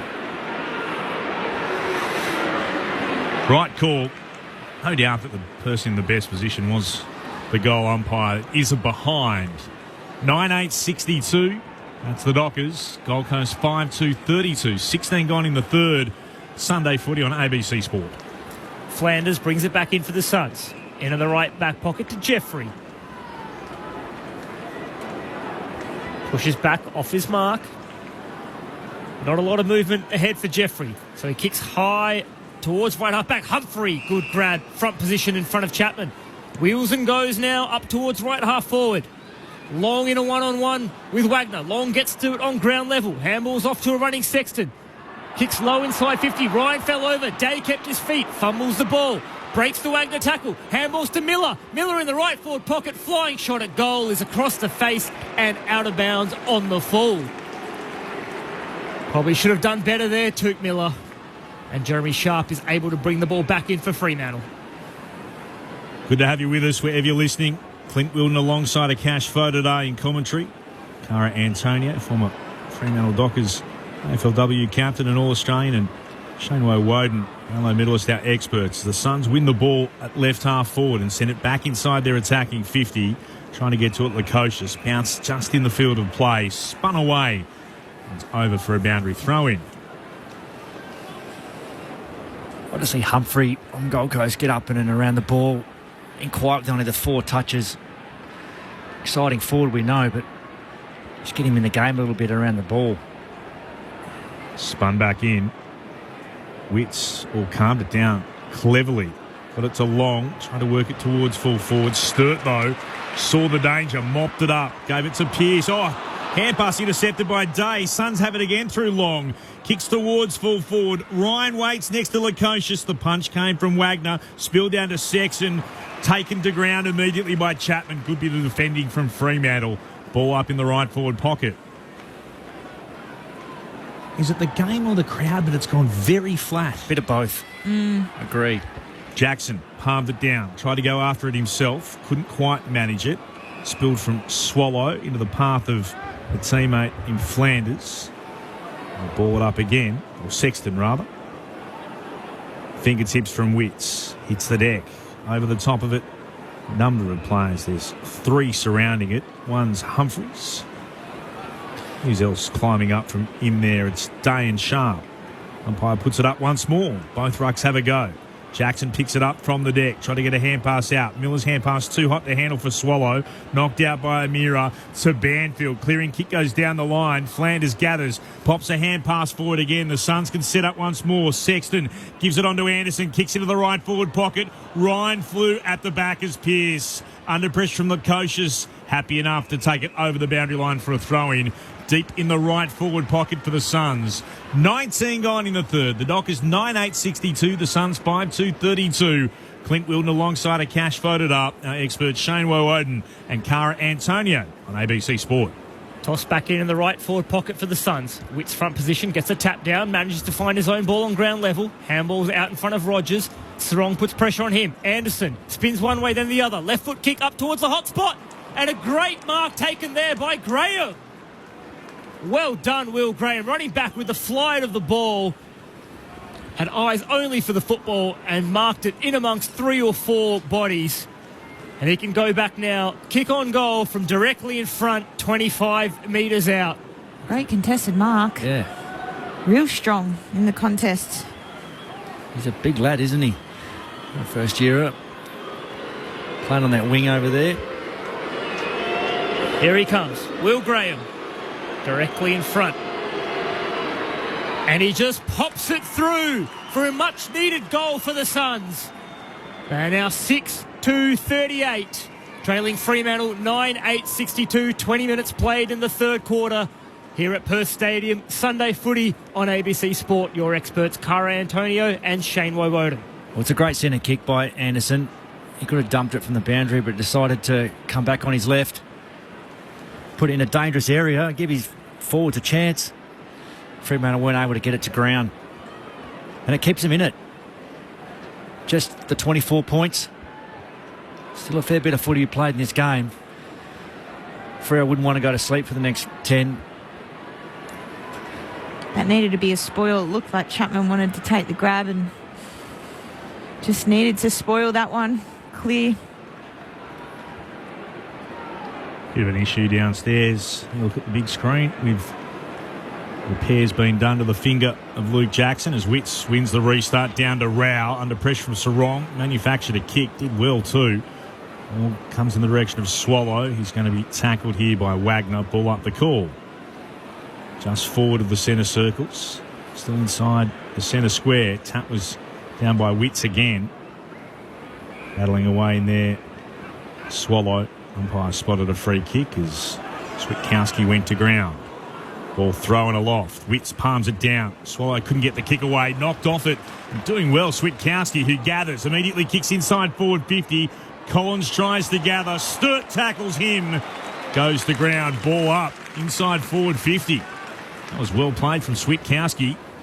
He doesn't get much of the ball, but his 1%ers are elite. Sets the tone.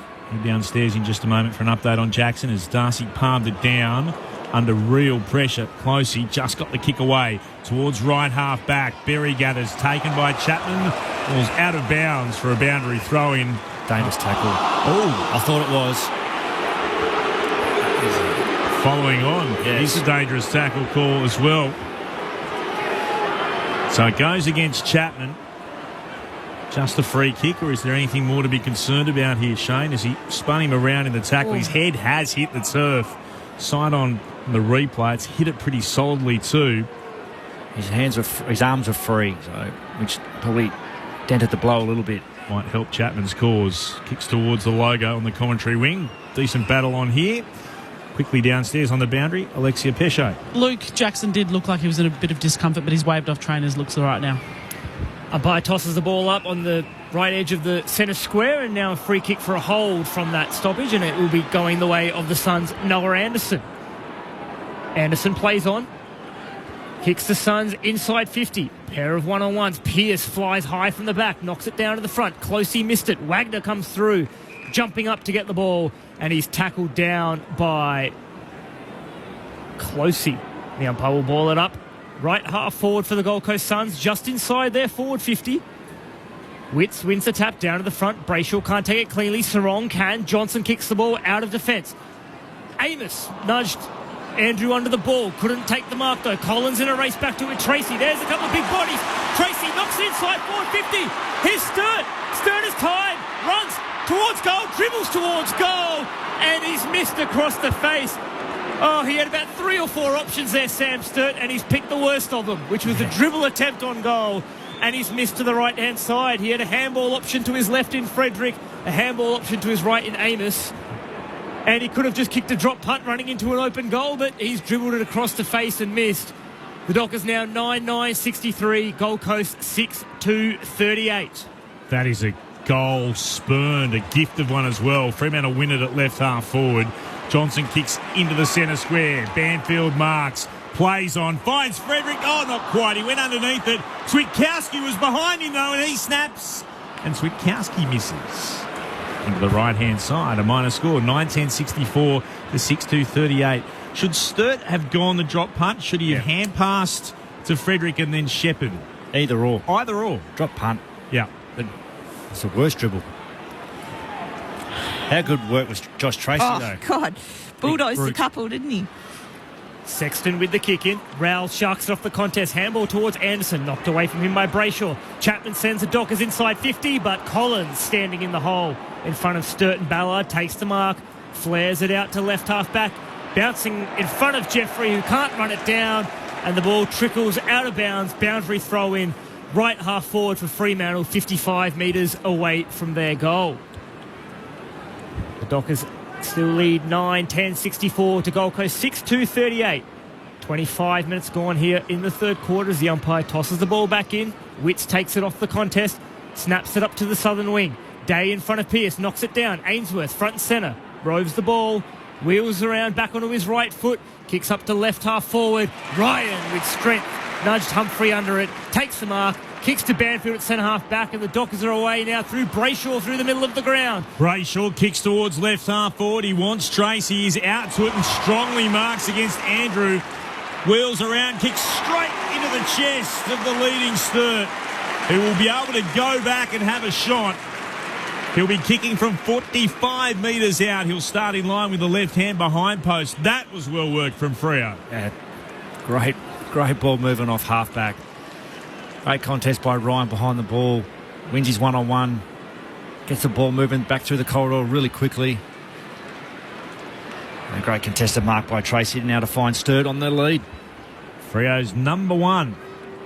A lot of the copybook today. He's got 7-1 for the season. This kick from Sturt is straight through. His seconds. Goes to celebrate with his teammates. It's high fives all round as Fremantle are 10-10-70. The Gold Coast Suns 6-2-38. The Dockers lead 32 points at the 27-minute mark of the third. Sunday footy on ABC Sport. Your experts, Cara Antonio and Shane Woden. It's been good this season, hasn't he, Tracy? Oh, very good. Just grown. And they've lacked, the Dockers have lacked someone that can take a strong contested mark and lead up at the footy, and taking the 3 marks today, all contested. Just sticky mitts, and again, real selfless, lowering the eyes. Had Sturt leading up at the foot and was able to lace him out. Really good game by Tracy. The Dockers by 32 points. Darcy wins the tap, but Rowell is first to it for the Suns. Kicks them up towards half forward where Jordan Clark in front of Rogers takes the intercept at left half back. Clark thought about bringing it inboard. Now he'll come out to the northern wing. High kick towards Tracy and Collins. Powell does well to get in front of those two big bulls and takes the mark on the second grab.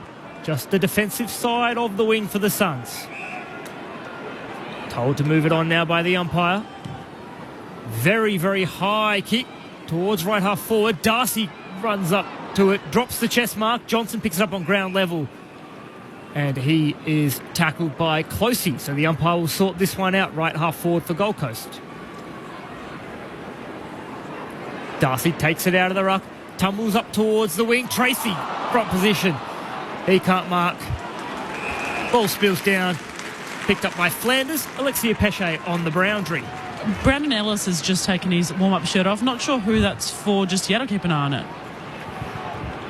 Sub about to be activated for the Gold Coast Suns. Darcy won the tap. It was down to Brayshaw. Spun away from a tackle. Got it to Johnson. Kicks towards full forward. Jackson against Andrew. Couldn't mark. Won it down for 5. 5 snaps and misses. Out to the right-hand side from about 25 out. 10-11-71. The Dockers 6-2-38. The Suns 29 gone in the third. Miller has it in the right back pocket of the Suns. Handballs back to Flanders. Kick finds Closey at right half back. Dockers by 33. Closey in the bright pink boots. Kicks up the wing towards the logo. Pair of one-on-ones. Davies nudged Lukosius out from it. Rowell gathered. Handballs out through the front of the congestion. Miller gets it. Handballs wider now to Ainsworth. Ainsworth low pass in front of Long. Rises up. Takes the mark. Just outside 50 at right half forward. Sees an option in the pocket. Wants Day. Ball goes over the back of him and Pearce. Aish in the long sleeves. Gathers for the Dockers. Across to O'Meara in the defensive goal square. He switches out to the right back pocket where he finds Bailey Banfield. Banfield goes for a wander. Kicks up to the southern wing. Jackson in a 2-on-1. Ball knocked away from him. Collins gathers. Handballs to Hewland. Gives it back to Collins. Collins left foot kick up towards half forward. Aish takes the intercept and has it at right half back for Fremantle. So Ellis is on the ground. We'll get an update for you on the Suns bench in just a moment. The Dockers through the middle of the ground. Young gathers, runs through the centre circles, takes a bounce, fires the pass in to Tracy, who marks 40 from goal. Marking straight in front of the left-hand behind post before the kick. Alexia Pesce on the boundary. It's Bailey Humphrey who's come off, so Brandon Ellis in for him. Obvious one, I would have thought. Hasn't had an impact today at all, Bailey Humphrey, so he'll be benched. Another brave kick by James Aish. Back through the corridor, good 40-metre pass. Here's Tracy looking for his third in his 50th game. It starts out to the right. He's missed. Minor score. 10-12-72 the Dockers. 6-2-38 the Suns. 31 gone in the third. This is Sunday footy around the nation. On ABC Radio, ABC News Radio, ABC Sport Digital and the ABC Listen app. Sexton with the kick in, but the mark is taken by Johnson for the Dockers. Nudged the sub Ellis out of the contest. Johnson to centre forward, wants Banfield. Powell got in front. Brayshaw rose. Handball to Swipkowski. Swipkowski run down. And the Suns win it back, but Miller fumbles from pressure from Fife. Collins runs after it. He can't gather cleanly at the first attempt. Does on the second. And spirals the ball out of defensive 50 towards a one-on-one between Day and Pearce. Aish wins it at ground level. Alex Pearce looks in a bit of trouble. He stayed down as Sarong gathers the ball. Kicks the Dockers up towards right half forward and finds Darcy leading out, sliding in on his knees. And Sean Darcy has taken the mark for Fremantle and will have to kick from just outside 50 on a 45-degree angle to the right. He's in discomfort, isn't he? Yeah, he doesn't look good. Arm, potentially wrist. Or shoulder. Making his way off the ground. The captain, Alex Pearce. That's a watch. Darcy plays on, uses the left footer's arc and sets it high to the goal square. Few leapers up there and the mark is taken in front by Will Powell of the Suns. Good contested grab opposed to Nathan Fife as you hear the applause from the crowd. The skipper Alex Pearce comes off the ground. Powell plays on into the back pocket and sends the Suns out of defensive 50. Oh, just saw the replay. What happened? Forearm or wrist looks potentially broken. Oh dear. Suns are away down the commentary wing. Miller got bumped over by Clark. That'll be a downfield free kick. After Miller had got the kick away to take it as long as the siren sounds for three-quarter time. And Ainsworth and Clark have been involved in a little bit of push and shove here. Davies goes in to try to separate them. Ryan, who's never far away from a scrap's involved as well. Now Closey, Long, they're all there. All players come in. Sam Switkowski says, no, we'll be sorting this out. Ryan tells everyone to calm down with a broad grin on his face. The umpires will just see cooler heads prevail. Jared Witts, the co-captain, walks in just to make sure his presence was around as well.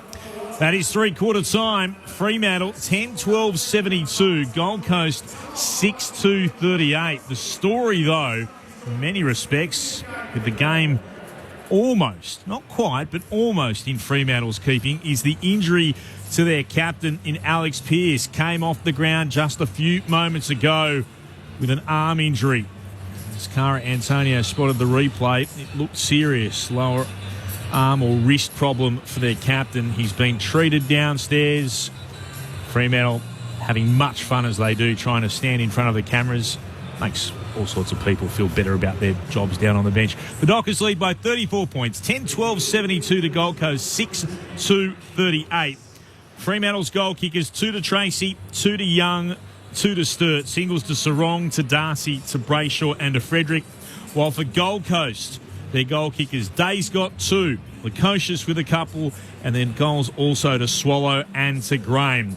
Fremantle led by 3 points at quarter time, by 23 at the half, and they have a very handy lead of 34 points with a quarter to play.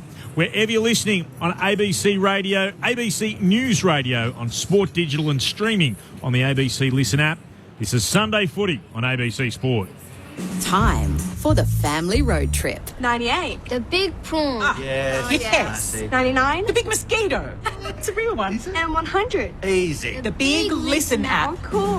The ABC Listen app has a big array of road trip ready podcasts, radio, audiobooks, music and sport. Something for everyone. I guess it has to be big to fit in all those podcasts. For a big selection of audio entertainment. Really, Dad? Listen big.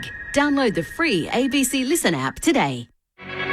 This is ABC Sports coverage of the 2024 AFL season. Every match on the ABC Listen app. Look for the AFL button. Sharp handballs back to Ryan. He sweeps a handball outside defensive 50 into the path of Jordan Clark. He puts the foot down and bursts away from Rogers. Gets a good shepherd. Clark with a few bounces now. Out in the sunshine on the southern wing. Bouncing away. Clark goes again. He runs to attacking 50. Centres the ball. Looking for Brayshaw. Jordan Clark, that was a brilliant run out on the southern wing. Brayshaw for the first of the second half. He sneaks it in. And the Dockers start the second half the way they finished the first. They extend their lead. Darcy taps it forward. Miller gets there first. Handball picked up by Darcy. Scrubs the kick forward. Brayshaw, handball up to Young. He's got time and space. And if he's got time and space, Hayden Young makes you pay. He kicks his second goal of the afternoon. Anderson spins one way then the other. Left foot kick up towards the hot spot. And a great mark taken there by Graham. Well done, Will Graham. Running back with the flight of the ball. And eyes only for the football. And marked it in amongst 3 or 4 bodies. And he can go back now. Kick on goal from directly in front. 25 metres out. Will Graham directly in front. And he just pops it through for a much-needed goal for the Suns. Brayshaw kicks towards left half forward. He wants Tracy. He's out to it and strongly marks against Andrew. Wheels around, kicks straight into the chest of the leading Sturt. He will be able to go back and have a shot. He'll be kicking from 45 metres out. He'll start in line with the left hand behind post. This kick from Sturt is straight through. His seconds. Goes to celebrate with his teammates. It's high fives all round. The 2024 AFL Premiership season. On your radio. ABC Sport Digital. And on the ABC Listen app. Earlier today, the Bombers by 30 points over the West Coast Eagles. The final game of round 15 in the West, and Fremantle with a 34-point lead at three-quarter time. The big news is the injury to their captain, Alex Pearce. Alexia Pesce is on the boundary. What can you tell us, Lex? Well, he's been with physios for the last few minutes. He hasn't gone out to the huddle. I can see him moving that arm around now. When he was coming off, it didn't seem to be moving at all, but he has got some movement back, so we'll watch and see. Could be serious. We will keep you updated with what we know. Shane Woden, Cara Antonio, your thoughts with a quarter to play? I thought Fremantle probably left a little bit out there and could have put the game to bed. 9 scoring shots to 3 for the term. A little bit inaccurate and a bit of inefficient going inside 50 and all their scoreboard pressure. And a little bit untidy, but probably should have put the game to bed really for my liking in that one. And just saw the game just sitting at a stalemate. It's not really a great contest at the moment, is it? Not exciting at all. Yeah, so I'd like to see Gold Coast fight this one out, not let it just peter out to a 10-goal loss. But for Fremantle really to put the foot down. Absolutely. I think Gold Coast need to lift the pressure on their tackles and cover off the exits. Freo dominating uncontested possession and inside the contest. So, yeah, it'll be interesting to see how this last one plays out. As Cara mentioned, Fremantle leading those uncontested possessions 154 to 136 and winning the clearances 34 to 22. A couple of the major ball winners, Brayshaw and Sarong for Fremantle with 25 and 23 each. Flanders with 24 disposals and Miller 23 for the Gold Coast Suns. Fascinating, the three-quarter time huddle. Justin Longmuir writing all these notes on the board. Sam Switkowski just wanders across to ask him a question. We're underway in the final term. Darcy won it down, got it to Young, to Sarong for the Dockers. Kicks them inside forward 50. Ball travels the pack. Back there for Ewing of the Suns. Gathered it. Couldn't find a target with his kick towards right half back. And then it's over the boundary line before Sharp, former Sun himself. Interesting that he was a former Sun and was delisted by them and picked up by Fremantle. And, of course, you've got Sam Collins, who went the other way. Ooh, just seeing a replay then on the big screen, you could hear the groan around the ground for Alex Pearce as he stuck his hand out to brace himself, and it looked like the wrist went the wrong way. It's bent far more than it should have. We'll be right across that for you. Suns bring the ball back into attack down the commentary wing, or down the outer wing. Kick from Miller towards the right forward pocket. Underneath it was Swallow. Good spoil on the Dockers' defence. Davies has been impressive early doors. The debutant punching it away over the boundary line. The big redhead in tremendous form as part of Peel Thunder's defence. Doing the job so far today for the Dockers. One down by Darcy from the throw-in to Young. Worked it to Sarong. Leaping up into the air. Sturt under pressure from Jeffrey. Ball came out towards Brayshaw, who Jeffrey then takes across the boundary line. There'll be a throw-in at right half forward for Gold Coast. Coaching staff will be happy with Davies. Just simple brilliance today. Just been good. Do the fundamentals well. First game. Do your job. Back in. Witts palmed it down straight to Rao. Tackled immediately by Young. Ball up a bit. The call was a little bit of sun breaking through again above Perth Stadium. Here's a cash photograph for you. Umpire tosses it up at right half forward for the Suns. Witts punches boundary side. Flanders and Sarong track the ball out for another boundary throw-in. Thought Sam Sturt was tunnelled. Just wouldn't want him to go. Yeah, agreed. In a marking contest, they'd pay that a free kick, wouldn't they? Anyway, play goes on as the umpire tosses the ball back in the sunshine breaking through. No clear winner from the tap. Flanders, handball forward to Rao. Now to Closey, and his kick is smothered out of bounds by James Aish. Looks like Alexia Pesce downstairs has an update on us for Alex Pearce. Lex? Yeah, so it was a hyperextended elbow, but he hasn't put the shirt on. He's in the front row, so he looks to be all right. Umpire tosses the ball back in once again. Darcy and Witts wrestle. Tap comes down. Brayshaw hacks the kick forward for the Dockers. Coming out to meet it from half forward. Tracy bursts through the pack. Handball's off to Sarong. Sarong kicks inboard into the corridor now. Clark, handball to Brayshaw. Brayshaw brings the ball out to the northern side. He wanted Amos or Johnson, missed them both, and it came to Closey. Closey to centre half back where Miller has it. Miller goes short into the middle of the ground to Flanders. So Flanders for the Suns towards the logo. That's Graham who marks. Graham moves it short to Powell. It's three players here. It's Ellis hard up against the boundary. Goes short now. Not sure that's far enough to be a mark, but it's been paid as diving forward is Swallow. Swallow will move it short across half forward as well. Marking in the sunshine is Powell. Very congested forward 50 for the Suns. What does Powell do here? Pointing as if he's going to have a shot at goal. He wanted the 30 seconds. The umpire said, no, you're not. You're forced to kick towards Day, who has two bites at it and marks at the top of the goal square for the Suns. We'll head downstairs again to Alexia in just a second after this shot at goal from Sam Day. Back in the side this week, just his third game of the season. He's got 2 goals. This should be 3. He's pretty much right in front. He'll kick from 25 metres out. In he trots for the Suns. And he kicks the first of the final term. There's life and perhaps some hope in the Gold Coast Suns. 7-2-44. 10-12-72 the Dockers. Day's got his third. Fremantle's lead cut to 28 points. 4 minutes gone in the last. Alexia Pesce downstairs. I spoke too soon. Alex Pearce has been subbed out of the game. Kyle Warner's about to run on. Be interesting to see that injury to Pearce. Obviously mismatch down there with the young kid in Davies. Sam Day's been good on return. Strong in the contest. Big boy to match up on. 3 goals for the day.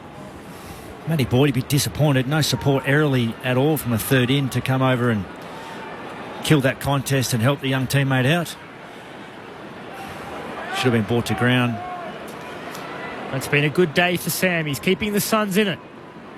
Darcy wins the tap from the restart. Young tries to burst through the stoppage. He's knocked off the ball by Graham. Rowell and Johnson go after it. Now Rowell and Brayshaw. Brayshaw on hands and knees. Can't get it out. Young can. Funnels a handball back to Clark, who tumbles it up to centre half forward. Collins was first to it. Couldn't get a clear touch on it. Tracy just dropped it. Now the Suns have it through Powell to Witts, who kicks about 2 metres, and the ball is taken by Johnson, who's wrapped up by Powell, and the umpire will sort this one up with the ball up at centre half forward for the Dockers. Up it goes. It's got the tap. Down it came in the direction, though, of Johnson, who was tackled, and free kick going away from that from Rowell, who wrapped up Johnson. Rowell stands at the defensive edge of the centre square. Kicks towards the outer edge. Ulind marks and plays on straight to Flanders, marking just shy of the logo on the southern wing. 75 marks to 67 in favour of the Suns, and here's another one going the way of Graham as he marks closer to the boundary line on the southern wing. It's not reached any great heights. Kicks towards right half forward. Day against Ryan. Spills down though off hands to Aish. Tried to shovel a hand pass forward. Ulind looked to pick it up. Rowell couldn't gather from the Ulind hand pass. He's over the top of the football. It's been held to him by Aish, and a ball up. 52 out from the Suns' attacking goal at right half forward. About a metre or two in from the boundary. It's all been a bit ho-hum apart from that day goal. 28 points is Fremantle's lead. From the stoppage at right half forward for the Suns, the Dockers come away with it. Aish kicks up towards the southern wing, and Tracy out-muscles Collins and takes the mark. Thought about the handball to sharp running pass. Made the right decision not to give it to him. He was under pressure. Instead, Tracy kicks towards left half forward.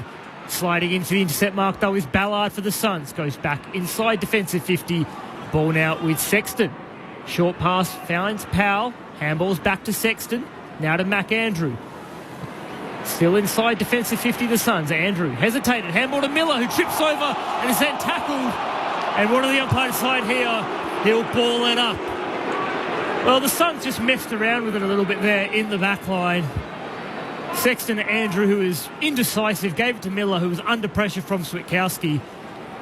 Good forward pressure and a ball up at right half forward for the Dockers. Switkowski gathers at ground level. Now O'Meara's after it. Closey flicks out a handball, boundary side. Ainsworth runs onto it.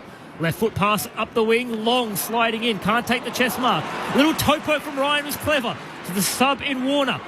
Now to Young. Handballs back to Brayshaw. The Dockers working around in a triangle. Brayshaw short to Ryan. Chips forward to O'Meara at right half forward. O'Meara into the pocket. Jackson's caught behind. Does well to bring the ball to ground. He's first to it. On ground level, the big man. And he's tackled well. And the ball is held in to Luke Jackson. 30 metres out from the Dockers' goal inside forward 50. Umpire puts it aloft. Witts palmed it down. Straight into traffic. Came to Sexton. Tackled immediately. Ball up will be the call again. Sturt was the player who tackled him. Darcy palms this down to Young. Got the arms free from the Rowell tackle, but gave it straight to Flanders. Worked it off to Closey. Kicks beyond defensive 50 towards left half back. Chapman leapt up into the air trying to gather it, and as he hit the turf, got bumped fairly hip and shoulder over the boundary line by Long. Throwing right half forward for Fremantle, who lead 10-12 to 7-2 of the Suns. 9 gone in the last. Darcy front position, got it down. Johnson tries to emerge with it. Somehow manufactured a hand pass that was stolen then by Flanders. He's tackled by O'Meara. Ball up on the commentary wing. 9 gone last turn. Fremantle's lead remains 28 points. Earlier today, the Bombers by 30 over the Eagles. Flanders from the stoppage. Handballs out in front of Graham. Along the northern wing, just chips it in front of Swallow. Takes it on the bounce. Handballs back to Graham. Continued to run. He kicks long towards goal from 60 metres and hits the base of the left goal post. That would have been a fantastic individual effort from Will Graham, and he's only just missed. The third behind of the afternoon for the Gold Coast Suns. They're 7-3-45, trailing Dockers by 27 points, who are 10-12-72. Almost 10 minutes played here in the final term. The last game of round 15. Sunday footy on ABC Sport. 1 goal, 1. Graham today. It's Chapman beyond defensive 50. Andrew against Jackson. Jackson was being held. He'll get the free kick. Anfield, he wanted to play on for a moment, but taken by Sexton. The ball will come back, though, for Jackson to take his free kick, and he gives it to the sub in Warner. That's a dangerous kick across the ground. Good mark, though, by Clark. Had a couple to beat. Clark for the Dockers. Heads towards centre half forward. Marked by Frederick, attacking edge of the centre square. He'll put it deep into the left forward pocket. Jackson flew. Andrew went up. Got the spoil down for the Suns. Came out to Ballard. Now an opportunity for Berry. He hits Lukosius on the chest, just shy of the wing. Goes on a run, got away from Davies. Kicks towards right half forward. Hits Long on the chest. This is well done from the Suns. Into the right forward pocket, the kick goes. Getting back defensively, Clark again. Got a fingertip to it. Saw it over the boundary line for a throw-in. Fremantle's lead is 27 points, 11 gone in the last. This is Sunday footy, the final game of round 15 on ABC Sport. In the right forward pocket for Gold Coast, the umpire unfurls and tosses it back in. Witts gets front position on Darcy, drops it down to his feet. Rao. Handball back to Berry. Comes to Ellis, the sub, high up and under to the goal square. Fremantle have the numbers. And between Wagner and Luke Ryan, they managed to knock it over the behind line. So the Suns now 7-4-46, reducing that margin one behind at a time. So Dockers by 26 points. Ryan plays on from the kick-in, goes short to O'Meara. O'Meara called to play on, kicks out towards right half back. That's a nice kick. Finds Warner in a bit of space. Warner short inboard to Johnson. Still on the defensive side of the northern wing here, Fremantle. Leading by 26 points, 12 minutes played in the final term. Johnson kicks up to right half forward now. Tracy in a one-on-one by Collins. Collins knocks it down to Closey, to Hewland, who runs into the brick wall of Josh Tracy. The crowd want ball, the umpire calls play on. Rao spins in a circle, handballs off to Closey, now back to Anderson. His left foot kick is a bit of a scrubber. Locacious, good gather. Handball to Miller. Miller inside 50, backing back is Swallow! And he takes a good, strong mark. Got over the back of James Aish. And David Swallow, the veteran son, has taken the mark. He's 30 metres out on a 45-degree angle to the left. Hopefully just a stinger to Josh Tracy after that massive tackle. Gets some massive cheers as he comes off. That is something else. Oh. You wouldn't want to be tackled by him. No, it was a big, strong tackle from Josh Tracy. But the Suns won the ball back, and Dave Swallow in game 233. Going for his second goal to reduce the margin to just 20 points. In he comes. And he kicks it. Swallow has two. The Suns have the first two of the final term. And the margin is back to 20 points. Gold Coast 8-4-52, trail Fremantle 10-12-72. 13 minutes played in the final term. This is Sunday footy on ABC Sport. They're hanging in there. They are. Suns are not going away. A bit scrappy entry coming forward, but just turning up to contest. Get out the back. Yeah, great mark. Have a Swallow. But here, just a bit of win the ball at half back. Keep the ball alive. They've got to keep the ball in motion. A little spill out there. Good in the contest by Matty Rao. Keep an eye on Tracy downstairs. Yeah. Alexia will let us know if there's any issues. The Suns will win the clearance again as Ainsworth gets it away to Rao, and Rao stabs the ball towards centre half forward. No mark taken. Pounces back from Swallow to Rao. Breaks the tackle of Fife. Got a hand pass away. Here's Sexton. Now Miller. Hand passes to Anderson inside forward 50. Kicks the full forward. Wanted Long. Ryan brought it to ground. Davies is back there. Long tackles him to the deck. And then Davies is able to cleverly work it across the behind line right next to the right hand behind post. Flanders going inside this quarter's made a bit of a difference around the ball too. Just give them a little bit of energy, a bit of spark. +3 in clearance for the quarter. The Suns. Forgive the cliche, but the Suns are rising. One down here by Jackson. Came out to Fife. Sarong with a clearing kick to the Dockers towards left half back. Amos couldn't take it first time. Gathered it though and then gave it to Switkowski. Now to Young. Steps away from Andrew. Working his way onto his left. That's a lovely kick towards Switkowski. He has it at left half forward. Players streaming forward for him. He wants Frederick and finds him. Two great kicks in that passage of play. Switkowski's was a belter and so too Young's before that.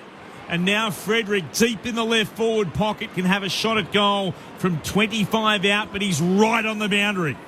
It's their speed of their high forwards that can challenge opposition defences and stretch the ground really quickly. And Hayden Young's kick there to Switkowski was amazing. Michael Frederick wheels around with the right. He's missed. Going to curl it through, pushing across the face. A minor score. Alexia Pesce, what have you got for us downstairs? Josh Tracy's just stood back up, so I think, Cara, you're right. Maybe just a bit of a stinger. He's shaking his arm around now as well. Fremantle by 21 points as the Suns come out of defence out to the southern wing, but the Dockers have won the ball back. Here's Switkowski, left foot snap, bouncing inside forward 50. Ewell in front position on Frederick. Slips the tackle. Handball to Ellis. He's turned it over. Fremantle have it back. Fife handballs back now to Wagner. Wagner pumps the ball towards full forward. Young in front position. Punched away from him. Free kick to Hayden Young. He was being held. And Hayden Young, who's managed to find himself resting deep forward a few times today, can go back and have a shot for his third goal of the afternoon. Chance to extend the Dockers margin back out to 27 points. He'll be kicking from 20 metres out directly in front. Young, here he comes. Just chips it through, easy as you like. Hayden Young has three. And the Dockers, after the Suns kick the first two of the final term, they answer back and give themselves just a little bit of breathing room. Margin back to 27 points in favour of Fremantle. Here in the last quarter, 17 minutes played. Sunday footy on ABC Sport. Your experts, Brownlow medalist Shane Woden, AFLW All-Australian Cara Antonio. Well, that move's worked for him today. The Dockers, Young's kicked 3, 2 as a forward and 1 from the midfield. 2v1, he did well to compete. Not sure about the decision though. Not much in it, was there? No. Maybe a little pull of the arm, but minimal contact. Again, didn't need to do it. He had the support from Ainsworth in the air, but yeah, a bit of a soft free kick, I thought, that one. Big goal for Fremantle. Just to steady themselves as Darcy got it down, but it comes to Anderson of the Suns, to Witts. Gathered immediately, hand pass over the top to Graham, got tackled by Switkowski. Ball jarred out, it came to Powell, then to Miller. Kicks long towards goal. Has it been marked? I reckon it has by Long, right next to the right-hand goalpost. Rio fans unhappy. Thought that tackle from Switkowski should have been rewarded, I reckon. Long, will he snap around the body? He will. He works onto the left. He sends it through. The Suns respond. Fremantle 11-13-79. Long with his first of the afternoon brings Gold Coast to 9-4-58. It's a 21-point margin once again. And the crowd, it's pretty close to cash, 40,637. I think he's got the handball away. He did, as he got rolled. Yeah. Good mitts. Yeah. Sorry, Fremantle crowd. That's the Graham hand pass? Yes. Yeah. Yep. It's a great chase, though, for It was. He's precious elite. 7 tackles for the day he has. He's just the barometer for him up forward and obviously playing some midfield minutes now. I think that's one where the crowd see it and think, great tackle, should be rewarded. But if he got the handball away, he got the handball away. That's why the players play to the whistle. Witts and Darcy wrestle at the centre bounce. Sarong gets there first for Dockers, tackled by Flanders. As Cara, and what we mentioned, has moved into the middle of the ground and provides some spark for the Suns. Another ball up. Darcy reaches over the top, down to Sarong. And it's a free kick going to the Gold Coast. That will make the locals very unhappy. It's Witts from the ruck contest. Kicks the Suns inside 50. Sliding out Day. And another whistle. This time it's a Fremantle free kick. And I think the crowd noise tells you the story.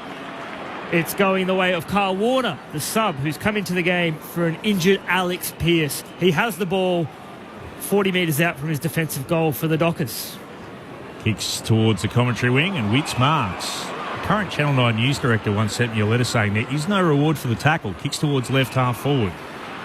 Rolling around here is Anderson. Puts the Suns back inside forward 50. Big pack up. No one takes the mark. It comes down in the direction of Brayshaw. He was tackled. Spilled out again to Miller. Got it to Lukosius. Now it's with Ellis. Ellis snaps and snaps truly. Oh, my goodness. He's absolutely thrilled. He's come on as a sub. And he's made sure that this game will go right to the wire. We've just gone into time on. Ellis's goal brings the Gold Coast Suns to within 15 points. Fremantle 11-13-79. The Suns at 10-4-64. What a thriller we might have for you on the Sunday footy on ABC Sport. Our experts, Cara Antonio and Shane Woden. They just had numbers, didn't they, out? Great finish. Flanders has been big this quarter. He's had the 9 possessions, 4 clearances, 6 contested. Given him real life. Big hi to Gareth Parker, by the way, who was head of umpiring at the time. He said the reward for the tackle is the tackle. It's quite right, too. Brandon Ellis, the 2-time premiership player, knows a thing or two about big moments. That goal does get the Suns back within 15 points from the restart. Fremantle look to clear. Sarong. Oh, good pick-up by Sarong. Spun clear of Flanders. Tumbles the ball inside forward 50 now for Freo. Tracy slipped over. Collins kept his feet. Back to Ellis. Now to Ballard. He sweeps the handball out to Powell. He loses his footing. Wagner pounces for the Dockers. Switkowski now. Handballs inside forward 50. And O'Meara's tackled in a crunching tackle from Charlie Ballard. Wrapped him up and rolled him out of play. And the boundary umpire will throw it in. Right half forward for Fremantle on the junction of the 50-metre arc and the boundary line. As that crowd goes up on the big screen, as Clint Wilden mentioned, 40,637 in attendance on a sunny afternoon here in Perth. From the restart, the ball is just in the middle of a pack as a few players go after it. That's not coming clear. And the umpire will call for the ball up to try and sort it all out right half forward for the Dockers. Suns have never beaten the Dockers at Perth Stadium, but they've won their past 2 games here, both of those against the Eagles, as O'Meara gets a clearance and kicks towards full forward. Ballard, good mark against Fife. He's got it for the Suns and at left full back, kicks across the face of goal at Mac Andrew. Pauses for a moment to assess what's in front of him. We'll go on a short run on the boundary line and kicks towards right half back and spotted a teammate. He's been bumped over in Jeffrey. Jeffrey's up, finds Miller. Hard up against the boundary. He's at right half back too. Glances short, stabs it short. Finds Sexton. They're slow and precise here, the build-up. They have got time. They can't waste too much of it at the moment, the Suns. The kick is towards right half forward. Day up against Ryan. Big Sam Day takes the mark, immediately plays on by hand to Miller from right half forward, kicks inside forward 50. Witt's got a touch on it, couldn't mark it, spills to ground. Darcy got it out, gave it to Wagner. Chapman just stepped away from Graham. He was calm. Warner's kick was smothered by Swallow. Spilled out though to Rogers. Dockers repel, unable to take it Ainsworth. Getting it clears Ryan. That's a lovely kick to Tracy. He'll mark it left half back and take every second that he's allowed. Fremantle lead by 15, 23 gone in the last.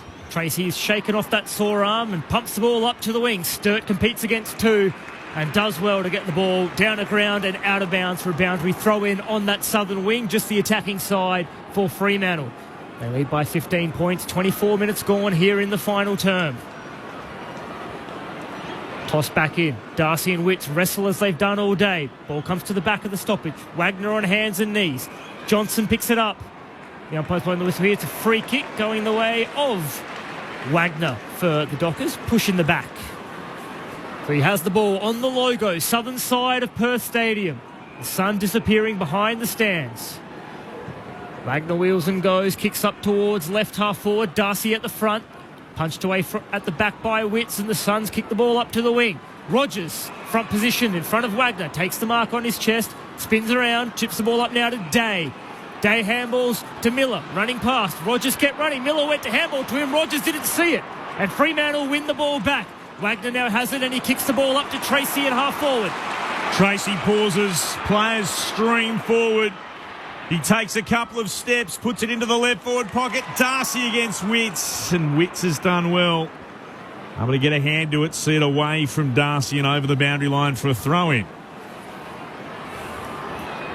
25 and a bit minutes gone in the last. The game at times has been in a slumber. So too the crowd, but they're all awake now. Both sides desperate for the 4 points to put them in the 8. Darcy got the punch away. Ballard got in front of Fife. Tried to work it out for a teammate. And then it's tackled, or he's tackled, or rather, over the boundary line for a throw-in in the form of Graham. Throwing up again. Witts palmed it down, but straight to Johnson for the Dockers to Sturt. He can't get away from Powell. Got a hand pass out last minute.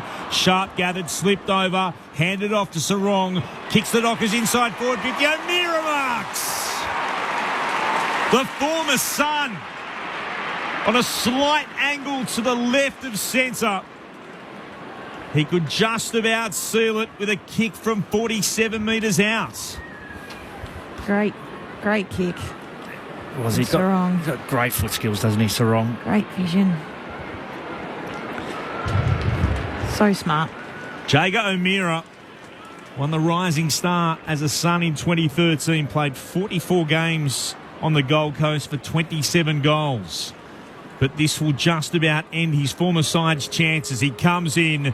O'Meara kicks towards goal. It's got the distance. It's got the accuracy. A moment of sheer delight. And a Jager bomb might just get Fremantle home. The Dockers 12-13, 85 to Gold Coast 10-4, 64.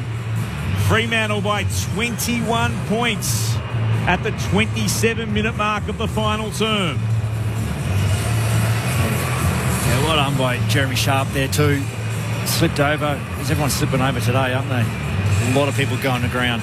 They get touchy about it with respect to Perth Stadium, but this surface has not been good all year. Oh, it's horrendous. Just not for a stadium as good as this, and it is an amazing stadium. This surface just has not been good enough. Just no grass on it. Done enough, Fremantle. Fremantle by 21 points.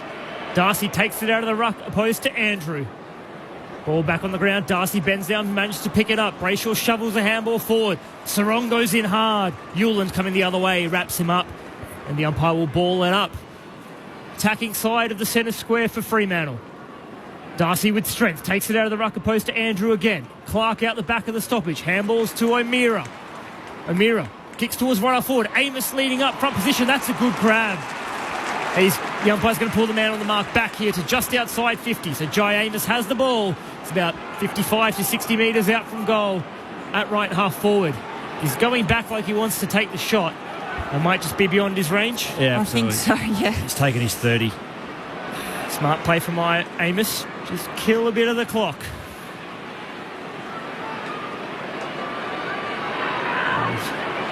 Walking in as if he's going to have a shot here, Jai Amos. Jackson's deep, so hopefully he pops it. Now on that left foot, gives it a ride, does Amos. Close to the line, not quite there, front position. Darcy can't mark, ball comes to ground. And Banfield sees it over the boundary line. It will be a throw-in the right forward pocket for the Dockers. They still lead by 21 points. 29 minutes played here on Sunday Footy on ABC Sport. Ball to be put back in. Spun in. One down by Darcy. Rao got it out though. Came to Graham. Hand pass across his defensive goal square to Collins. They're away here, the Suns. Kicking into the middle of the ground. It comes now to Day. Day got it from Anderson's kick. He looks to play on by hand. Working it through to Sexton. Now to Long. And then he marks.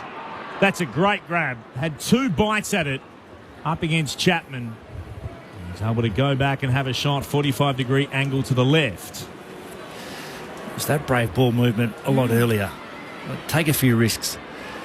Bring it back through the middle and stretch the ground quickly. got no time to waste at all here long.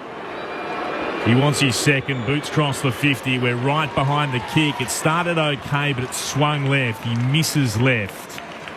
And it's a minor score. 10-5-65 the Suns. The Dockers 12-13-85. Half an hour gone in the last. So Luke Ryan to bring the ball back in for the Dockers. They lead by 20 points as the seconds tick down. Short into the right back pocket to Clark. They'll just chew up the remaining time here, Freo. And the siren sounds after a week in which the coach gave them a bit of a public spray. The Dockers bounced back from last week's Ball League to beat the Gold Coast Suns by 20 points at Perth Stadium.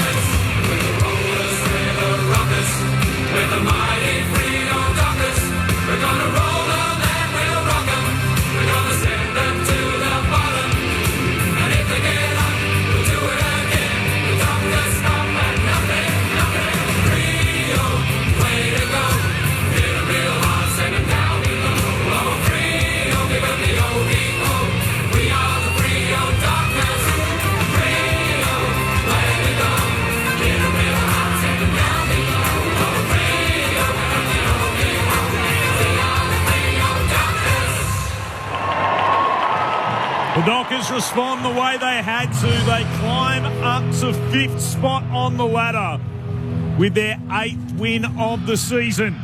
While for Gold Coast, they are still winless away from home. 0-7 away from either their two home grounds of Carrara or Darwin. Dockers led by 3 points at quarter time, by 23 at the half, by 34 at three-quarter time, and then had to survive a bit of a scare as the Gold Coast Suns got to within 15 at the 21-minute mark of the last. But the Dockers steadied and won by 20 points. A former Sun in Jager O'Meara making absolutely certain of it. Fremantle 12-13-85, Gold Coast 10-5-65. The goal kickers, Hayden Young with 3. Sam Sturt kicked a couple, so too did Josh Tracy. Singles to O'Meara, Sarong, Darcy, Brayshaw and Frederick. For the Gold Coast Suns, Sam Day kicked 3. 2 to Lukosius, 2 to Swallow. Singles to Graham, to Long and to the sub in Brandon Ellis. Fremantle knew that they had to hit back after last week. They have done so, and they remain in the conversation for finals. In regards to a percentage boosting win as well, they've climbed a little bit there for whatever it's worth. Of course, they have got the draw, but they now move to 34 points, 112.3, while the Suns, who started the week in 10th, have now slid down to 12th overall, and their percentage dropping from 107.9, they're down to 105.5. The Dockers by 20 points in the West. Let's get the thoughts of our experts. Brownlow medalist Shane Lowe-Oden and All-Australian Cara Antonio on ABC Sport. Oh, it's good to see him back on the winners list. At home, again, Fremantle did enough at the end. They were clearly the better team all day, probably bar the first 5 minutes where Gold Coast jumped them, Cara, but I thought they played the better footy. Probably just didn't capitalise or take care of their opportunities on shots on goal, really. 12 goals, 13, but clearly the better team on the day. I would have loved to see Gold Coast do that and play a little bit braver footy a bit earlier rather than just leave it to the last 15 minutes to get themselves back in the contest. But they'll be happy just to be back on the winners list. Yeah, it wasn't a very exciting game of footy, was it, until that last kind of 10 or so minutes where Gold Coast were pressing, and they gave it a crack in the last quarter. Gold Coast, they came, but like you said, Wowie, Fremantle just dominated the majority of the game. Field position, inside 50s, inside, outside ball, and were able to get their hands on it more often and a lot more cleaner. But yeah, they left a few out there. 12 goals, 13. They had the 15 marks inside forward 50, though. They'll be happy with that.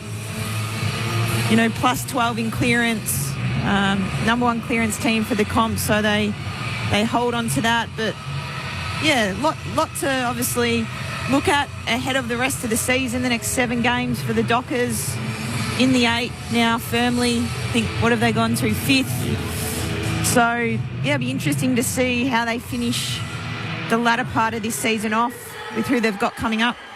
Interesting, by the way, before we continue on, Alex Pearce has got, it's the left forearm that he's strapped in ice. Not super serious because he's remained out there and he's throwing some footballs to the crowd, but that's certainly going to be of a concern for the captain, who has been in, well, I know many people would say in All-Australian form, but he has been in All-Australian form this year. He's been a key for the reason why Fremantle have been in the position that they've been in so many games this year. Yeah, very good leader, great captain, in great nick at the moment, playing some terrific footy, and I think holds down fullback in the All-Australian right now. He's been extraordinary. His contest work, both aerially and at ground level, for his team's been exceptional. So, yeah, wait and see on those scans and how that presents. Looks nasty, didn't it?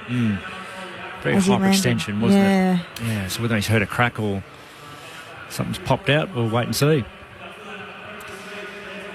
But, yeah, it wasn't a great contest today. With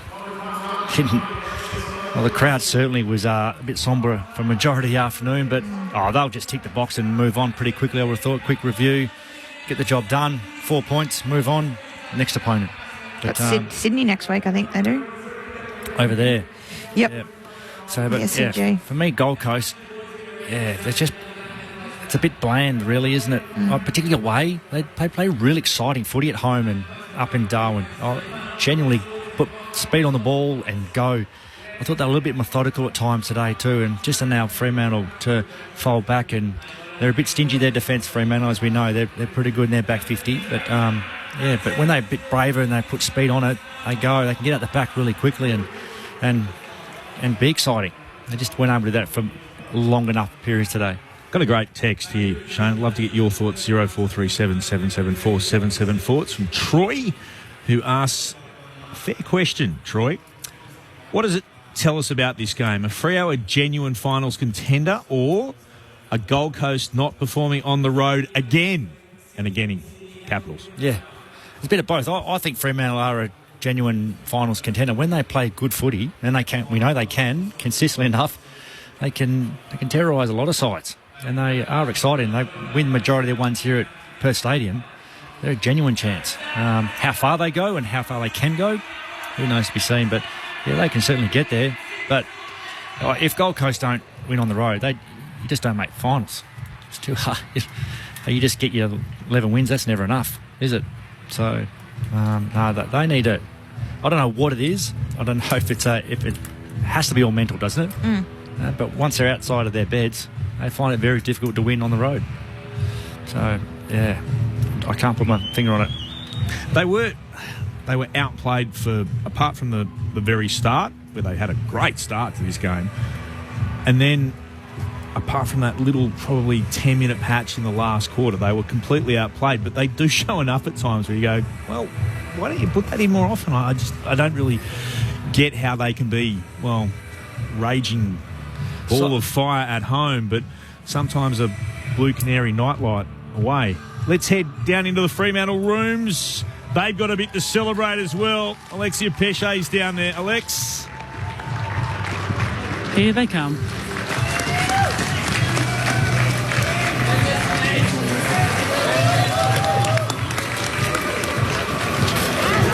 What's the crowd like down there, Lex? Lots and lots of families here. Even a few cricketers randomly. But here we go. But they're about to sing the song.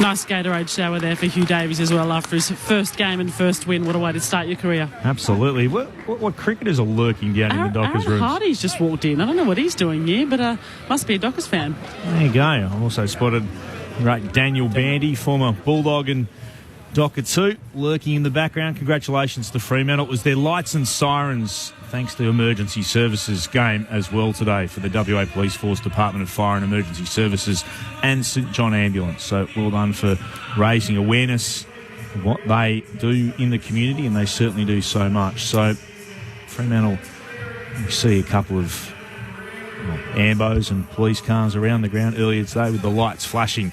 12-13-85 the Dockers, 10-5-65 the Gold Coast Suns. Repeating results earlier today, the Bombers beat the Eagles by 30 points, and the final game to wrap up round 15, and the bye rounds are gone. Thank goodness. They're all done. Fremantle by 20 points over Gold Coast. I did think it was interesting, the discussion about whether or not there needs to be like a mid-season break that Chris Scott brought up. I've got the best. Just have 1 week where everybody has to bye. Yep. Remember that? Fully agree. 1 week, everyone off, reset, go again. Will never happen though. No. Because of the television broadcaster saying, we pay you $1 billion. We want stuff every week. Yeah. So, the old... Everything old is new again. As soon as Chris Scott brought it up, other places have, mid-season breaks. Yeah, surely. We used to have one. I know why they have them in places like Germany too when they bring it up. It's because it's snowing in the Bundesliga. It's just, we'll just take a break. Brings a little bit of equalisation back in the conversation piece. We can never have a situation again, what we've had this year. And I know Corbyn's been very strong on this, the other side of the country, where you've had teams that have had 2 byes before certain teams that have had 1. That can never happen again. Yeah, absurd. And the simplest way to solve this problem is don't have this silly opening round stuff. I'm all for pumping up the games to our listeners in the northern states. Absolutely, they should get a chance to have some big standalone games to kick off the season. But not this half the teams get to have a crack and nobody else does. Was that only in 24 due to the fact that the NRL went overseas? Yeah, but they weren't overseas. It wasn't the same week. It wasn't the same week. No, a lot of it was, for the first time in a long time, certain grounds were available to them. One of them, of course, being the SCG. So there were grounds available to them that hadn't been available before. So they thought, we'll take the opportunity of this. And I think that's a good idea. Have your Friday night game, have your big Saturday day game up in Sydney, and even Thursday night, which will annoy Carlton and Richmond supporters. Okay, that's fine too. But you can't have this sort of soft launch to the season. No. And the whole issue with the second bye, that just gets done away with if you don't do that again. The old one about, nice idea, no, let's not have that. Fremantle winning today, 12-13-85 to 10-5-65. Who stood out for you the most? As always, a lot of discussion about Andrew Brayshaw and going forward. I really like seeing him back in the middle again today. Yeah, and he does spend time as a rotation forward too there. I just felt, and we called it earlier in the game, his hunt today and his ability to look like covering the ground better, and his ability to chase and harass and tackle and do the Brayshaw things that we do see a lot of, which I probably haven't seen a lot of in the last month or so, but I felt that was a little bit back today. He and the midfield went to work. They got their hands dirty and their shorts dirty a bit today, and smacked him around the contest and around clearance and got going. And Sean Darcy, I thought, had a bit of a say. And then, Witts is a good player, a very good ruckman in this competition, but I thought he took the points again today and gave him first use around the ground. Well, Sarong and Brayshaw, they're just a 1-2 punch combo, aren't they? They're so clean, below their knees, and I think we mentioned it as well throughout the call, that their ability to win it on the inside to then give it to Hayden Young on the outside. That connection piece is finally, and I suppose that combination is finally working for him. And Hayden Young going forward, I really liked as well. Kicked the 3, had a number of score involvements as well, which really impressed me. But I think you're right, Darcy, we spoke before the game about Witts and his ability to win hit-outs to advantage and give his mids first crack. I thought Darcy was outstanding today and really tested him all over the ground. Certainly did. And then allows Johnson to come in a bit more inside time as well too. When Young goes forward, Fife is doing his midfield time, so a little bit of a balance at the moment. It's been really good. But yeah, it was good to see they got to work today. It looked like they're covering the ground better, and like the Gold Coast midfield is a very good midfield. They can get up and go and can really hurt teams, but early in the game it just wasn't to be. I thought they had a real say on it, Fremantle's midfield, and gave them some territory and supply, and they were able to capitalise on those opportunities. Lots of text rolling through. We'd love to hear from you, 0437 774 774. And we'll head down into the Fremantle rooms very shortly to speak to one of the Dockers. 12-13-85, Fremantle to 10-5-65. Oh, John from Sydney's just given us... Here we go. I live in New South Wales and support the two Sydney teams, and I'm noting the increasing publicity about the unfairness of the AFL draw. What do you WA people think about the current discussion? Well, John... No, I won't. I won't dominate this one. We don't have enough time. No. You guys have had... Well, you've been on the other side of things where you've played for two big Melbourne clubs, or Collingwood in particular. Do the WA clubs have a right to be unhappy about the current travelling situation? Yes, they do. You'd like to see them get one or two more. If they games? Home games, yep. And I'm not sure what it is now with Collingwood. Like, I was very fortunate at Collingwood. I think I travelled 4 times a year when I was at the Pies. 18 games a year of the 22 in Melbourne, 14G for Marvel. So very lucky. I'm not sure if they're now... It may have been pushed to 6, I reckon. But, yeah, a couple more would be helpful for the West Australian clubs. They do it really hard. I don't have my stats in front of me, but I wrote this down. I wish I could remember. But I remember Nathan Burke a couple of weeks ago saying, like, everyone just shut up and stop whinging. And I actually had a look at how many times Burkey travelled in his 300 games. Like, Alex Pearce would travel more in 3 seasons than Burkey did in his entire career. I think the stat we saw a few weeks ago when Tom Cole from West Coast played his 100th game, he'd already flown more kilometres than Scott Pendlebury has in his entire career of almost 400 games. Yeah, it's extraordinary. Now, Cara, you've had to experience it at AFLW level. I wanted to ask Shane first because he's seen it from the other side, but your thoughts on it? Yeah, well, earlier in my career, we were playing in the January, February, March, so the time difference and things like that got us 3-hour difference. The AFLW clubs in Melbourne don't travel at all, and they complain, driving up the freeway to Geelong. So until they come over here, they realise, oh wow, it is a pretty big trip. I loved away trips, to be honest, but it takes it out of you. And in AFLW, it's only a small season, 10 or 11 games. When this year, I think Fremantle, we're travelling 5 or 6 across the country. So, and you get year 5 here. So, yeah, look, I'd love to play, more games here and not have to get on a plane, but I think where the majority of teams are unfortunately on the East Coast. It is what it is. You can't make Perth closer to Melbourne. No. There are things that can be done. WA clubs, and I would argue the Queensland clubs, shouldn't travel in the pre-season. They just shouldn't travel. So that's one less flight they have to take. And that's a really easy solution. There's assisted clubs in the AFL, and the AFL says, we're giving you X number of $1 million more. So one of the deals with you getting that to prop you up is that you're flying up to Brisbane and the Gold Coast and you're flying to Perth. That's a really simple one less flight. Agreed. And I think that you shouldn't have to play a game. If you've had to travel to the other side of the country, you should get at least a 7-day break when you get back. I think that's an impact. Now, I know that's a nightmare for the schedulers, but you can't be travelling and then playing on a Friday night, which has happened to the WA clubs. Now, on a 5-day break? Yeah, on a 5-day break. Agree. You can't do that. No. So there's a couple of things. One which is really simple, one which is awkward but is manageable. But we get the distance is tough, and all the evidence now suggests that flying east, flying against the sun, is harder to deal with than flying with the sun. So that's the other thing that the WA clubs have to deal with. So, yeah, we don't think it's fair. It's never going to be 100% fair. It's just not a fair competition. The fixturing's not fair. Nothing's fair. But there are ways you could make it more equitable. And the nonsense that comes from the other side of the country with respect about, oh, woo, boo, hoo. It's like, you guys, all of you guys, you don't travel. So you have no clue what you're talking about. Let's head downstairs into the Fremantle rooms. Josh Tracy is with Alexia Pesha. He is indeed. Game 50, a pretty good one for you. Must feel good to be back on the winners list.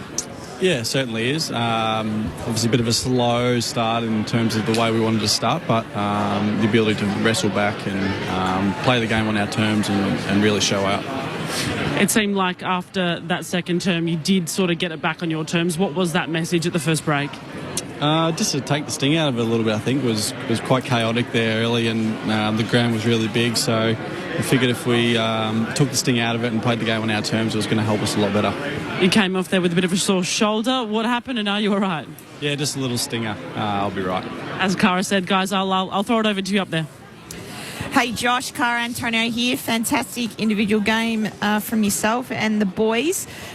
Question for you, obviously JR was pretty hard at the playing group around stats and being more worried about that than, I suppose, focusing on team defence. How did the players, I suppose, deal with that and respond to that throughout the week?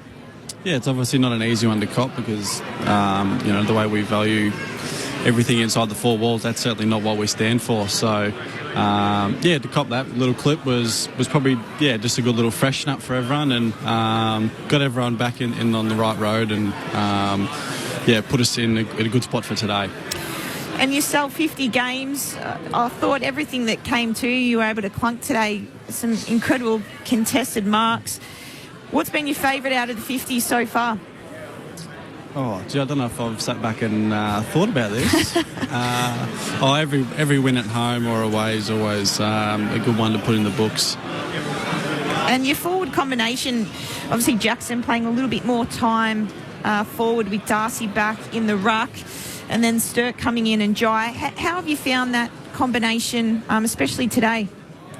Yeah, it's good. I feel like we offer quite a lot down there. We have quite a lot of speed in our front half, and I feel like us big boys can get going when we have the chance to, and especially when the ball hits the ground, I feel like we're still in the game, which helps us a lot.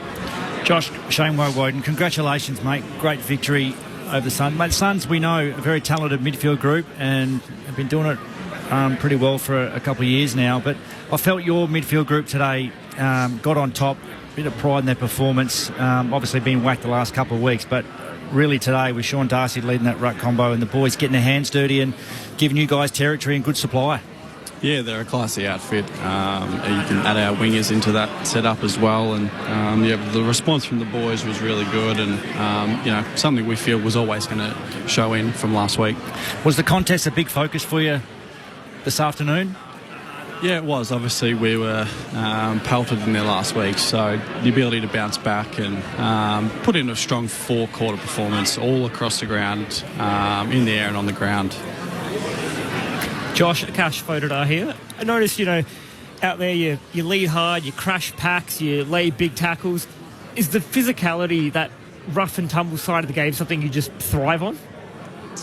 Yeah, I feel like it's just kind of a non-negotiable for me, and something that comes with my game every week. And if I can't get my hands on the footy, that's a way for me to be able to impact and put a presence onto the game and get myself involved. Is it something you're asked to do and make sure you are, I guess, enforcing your physical presence on the game? I wouldn't say asked to do it. It's probably just more something for me. I know if I'm up and about, being as physical and bowling blokes over, then I'm going to be playing my best. So, I'd say more of a push from me rather than from the others. Josh Tracy with us on ABC Sport. Josh, we've touched on this sort of thing before, but 28 goals, 10 for the season. You've been in outstanding form. You've already got your biggest goal haul ever. Why has the improvement come this year as far as you can see? I just think it's a reward for a lot of hard work. There's been quite a few ups and downs along the journey, but to stay fit and healthy and have a really good pre-season and wrestle some big backs that we've got on the list. So, and a lot of confidence from the coaching staff and my teammates and obviously myself to be able to come out and play the way I play. You arrived and we were always marvelled at your size when you first walked into the club. Has it been about putting a little bit more muscle on? Has it been about getting a bit more forward craft? What do you think's helped?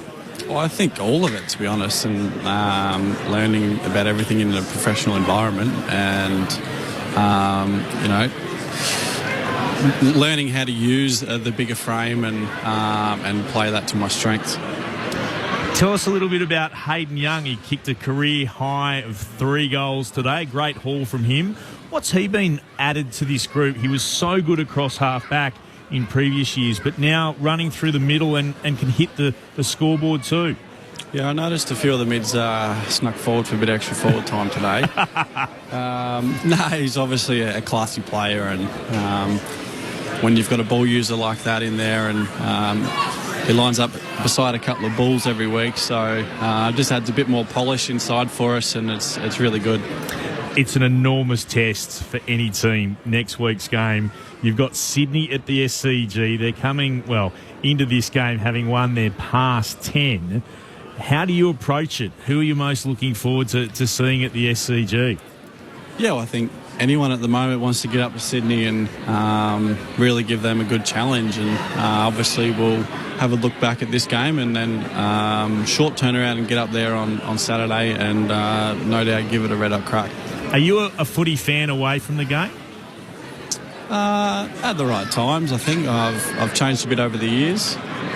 What does that mean? Were you a massive fan before or less so now that you're involved in it? When you grow up in a small country town and sport and everything is pretty massive, but when you get in the environment it changes a little bit. But I watch what I need to and who I have to and all those sorts of things to work them all out. But I wouldn't sit down and watch any more than 2 or 3 games a week. Well, look, I was about to say, have you seen the Swans in action this year? I know you'll go to town on them very quickly, but have you watched them at all? Briefly, and obviously the game we played against them, but they're clearly an exciting outfit at the moment and at the peak of their powers, so it's going to be a great challenge for us. We appreciate your time, JT. Thanks for chatting to us. Congratulations on the 50-game milestone. Thank you very much. Josh Tracy downstairs after another couple of goals today. He's kicked a goal in every game so far this season, which is quite a remarkable performance, having played all 13. So 50 games for him, for the 21-year-old. We wish him and the Fremantle Dockers the best of luck, and that will be an enormous test for them. Last time they were over here against Sydney, they had a bit going on, the Fremantle Dockers, when they went down by 48 points. Sydney are in just imperious form at the moment. Sunday footy on ABC Sport. We'd love to hear from you. If you'd like to send us a text, 0437 774 774. I love this from Jezza, because this is the reaction that I really like when you have some discussion points about stuff. I do agree some subtle changes, so WA and Queensland are given some relief. However, 12 home, 11 away is the best you can have. If you don't like it, go and join the WAFL. I do always like the go back and play in your local comp, or you joined our competition and all this kind of. Well, but it's a national competition now, and the old VFL as it existed prior to the entry of the Brisbane Bears and the West Coast Eagles wouldn't exist if it wasn't for the entry of the Brisbane Bears and the West Coast Eagles. Yeah, there's a couple of club supporters who should go and have a look at how their club was travelling before the VFL was happy to take the $1 million from both the Brisbane Bears and from the West Coast Eagles, because their clubs might not still be about. Yeah, that's correct. That's a touchy point, but it's also true. In fact, there's a theory, I'll let you in a long-held theory on this side of the country, where WA and who became the West Coast Eagles should have waited 2 years until a couple of Victorian clubs fell over and then said, well, we'll enter now, because there wouldn't have been the number of Victorian clubs and they would have had them in Brisbane. That's just a conspiracy theory from this side of the country. If you were starting a national competition today, how many teams would be based in Melbourne? So not Geelong, but in Melbourne. There's 9 at the moment. If you were starting a blank slate, you're making a national Australian rules football competition, how many teams do you think would be in Melbourne? 4. But that's not the point. The point is that we have this competition as it is. And again, I get abused on this side of the country for saying that the grand final should be held at the MCG. I'm constantly abused over here. But you have ways of making it more equitable. But you can't lift either Victoria and move Victoria closer to WA or WA closer to Victoria. But there are ways to make it more equitable. And I think that there's least this year there's now an understanding that there has to be a couple of steps taken. And remember the outrage for our friends in Victoria. The reason why this outrage happened is when the AFL asked all the clubs quite sensibly what needs to happen, it was a Victorian club who said, is it a big deal? They get 12 business class seats. Yeah. And that's where the outrage came from. Are you kidding? Is that what you really think? So everyone goes, WA's whinging. If that hadn't been put forward, everyone was quite sensible about it until that emerged. Hello to that football club. Hi, team. My daughter loves Freo. I'm a Blue supporter, though, and my wife supports the Hawks. That's Brett in Canberra. G'day, Brett. Are Freo a genuine chance this year to win it? I think that's Brett's question. I would say no. No, I wouldn't have thought to win it. No. But play finals, yes, definitely. They can play finals. They can win a final. Can they win it? No. No. They haven't been consistent enough, I don't think, over 4 quarters for long enough yet. As I say, if you get in, who knows what happens. Stranger things have happened. Yeah, that's true. I don't think that they can kick a big enough score enough, Fremantle. I think their backline is elite. I think their midfield is very impressive. I just want to see more from Josh Tracy. And Jai Amos, who, to be fair, was almost invisible today. He's been a bit off, hasn't he? With his goal kicking and as the president of the Jai Amos fan club, he's been really disappointing. He had that one little bounce back against Melbourne where everyone from Fremantle played really well. But, he just seems to lack confidence. At the moment, and maybe that's because everyone's been trying to tell him about his goal kicking. It's probably have a little bit of an effect on him. He's not really stretching the arms out to go and grab them ball. It's all a little bit chest marky stuff at the moment too. So it looks like he's working hard on the field. It's just not falling in his arms right now. But it'll turn. I like the fact that the three of them, they're working well with him, Jackson and Tracy. So big future, this three. How important is it for Fremantle that they found another avenue to goal with someone like Hayden Young spending time forward? Well, it's the old Dusty stuff. Yeah. Just go and sit deep and see what he can do. He's got a big frame. He can mark it overhead. He's got a ground ball game. And he's a beautiful left foot. So hits the scoreboard. It's an impact. And then go through the middle. Yeah. Instead of resting on the bench, go rest in a forward pocket or in the goal square. Yep. Dangerous. We touched on this during the game. Damien asked this, 0437 774 774. Why was the surface at Perth Stadium so bad today? I don't think it's just been today. I think for a couple of weeks the surface has been really poor. It quite often, I will defend them. There have been times in recent years where it's looked like a patchwork quilt, but it's played okay. At the moment, for probably the last 6 to 7 weeks, it's looked terrible and played terribly. Whenever players seem to have a desire to have a sudden change of direction, Jeremy Sharp being the key one today, they lose their footing. Like that's simply not good enough. It may look green on the television screen, but certainly here, it's not much grass cover. I reckon it's dirt and mud, and without much grass cover at all. So, and it is a bit of a patchworky, maybe through concerts or different other games and replacing of turf, but we've had a fair bit of water here too, haven't we, with the rain and but it's still that thing where it's a climate that should be so advantageous to growing a good surface. It doesn't have a roof. They have the grow lights here. I've been to enough events here at night where the grow lights are on. They've got everything that you would need, and yet the surface should be immaculate, and it's not. It's not. There's far too many players slipping over today, Yeah. and it's dangerous. Yeah. Touch wood. You're surprising there's not Cost you games. more injuries as well, though. Let's head into the press conference downstairs. Dustin Longmuir has just started his press conference after Fremantle won by 20 points today, 12-13, 85 to 10, 565. We'll hear from the Dockers coach. On the win, what were your thoughts on the match? It's a broad question. I was happy with our intent. I thought, we valued the right things. Speaking about it all week, I liked our contest, liked our pressure. Thought our mids really responded against a really good midfield. I thought they responded. Were able to score from stoppage, which was nice. I thought we defended a lot better. There's still a little bit of work to do, and they challenged us in certain areas. But happy with the way we executed role. I thought we connected well across the ground. Thought our communication was up. I thought our trademark efforts were up. So it was a positive bounce back. And to get so many goals out of your midfield, how significant is that? I went in with an extra mid today and got them rotating through the forward line a little bit more. We've done it spasmodically throughout the year, and we like what we see, especially with Youngie and Caleb deep. They're elite at winning contests in the middle of the ground, so they win contests in the forward line. Usually results in a goal, or a shot on goal. So thought they got forward out of the midfield at the right times, and some of it was off the back of just positioning the way we wanted to position, and little lateral kicks, and it's good to see they finished their work off. Andy's obviously playing this slightly new role. Were you happy with how he went today? And a little bit of criticism. With who? External criticism. Andy Brayshaw.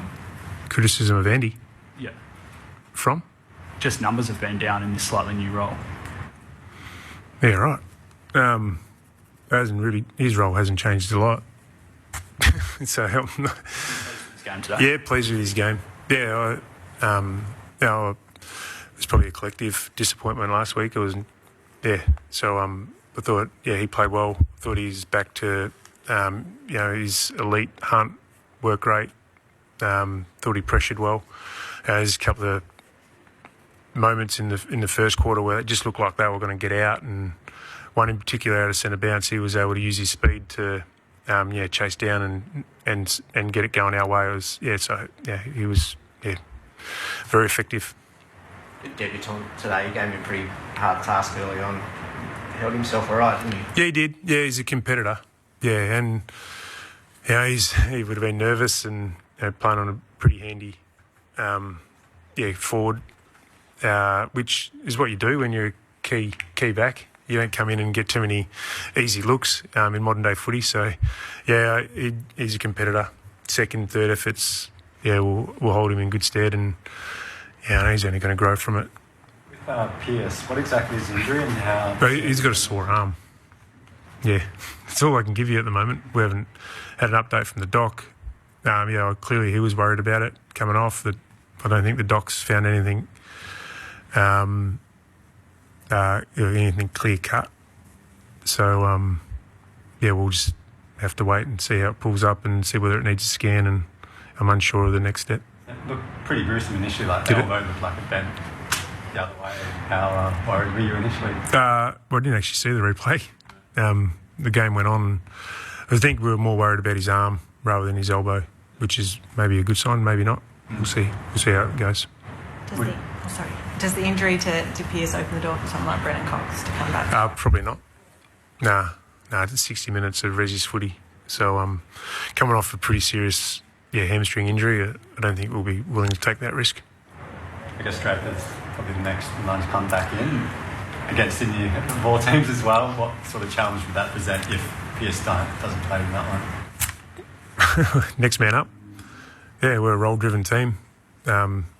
Seat in the boat opens up, we replace it with someone of like. Not ruling Piercy out though. He's tough. He'll, hopefully there's no structural damage, and hopefully, get some good news.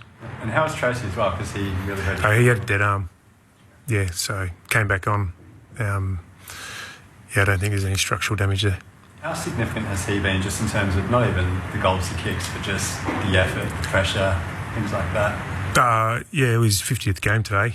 I described him as a workhorse because of those things. He just gets contest to contest. He keeps presenting offensively. His second efforts for a big man and his ability to chase are, top shelf.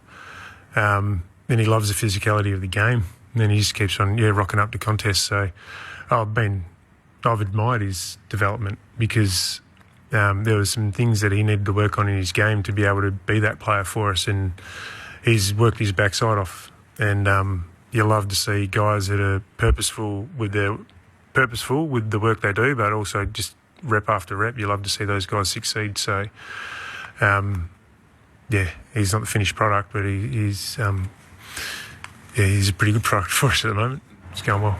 The Suns were able to, I think they finished the game on top in contested possession. Are you 16 up at half-time and probably even more than that early in the third? Did it bother you that they got back in front, or is that a team that's throwing caution to the wind to try and get back into the game?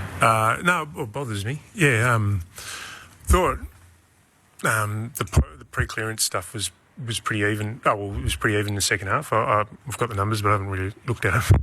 I thought it was more the post-clearance, and it was, for me, I need to watch it back, but it was two things. We didn't handle their long down lines that well when they sped up.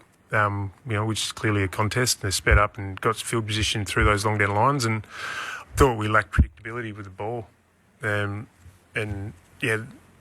just probably haphazardly kicked the ball forward at times. And they're a really good defence, but they also they support their defence really well, and they were able to outnumber us at those contests.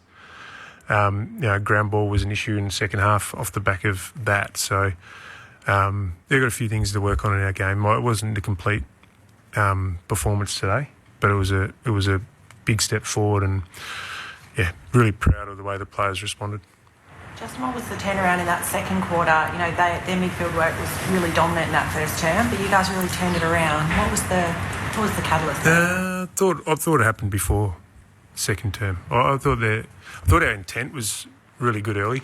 They just held field position, and they got the repeat entries, but I thought we were able to hold up, and our intent was in the right spot.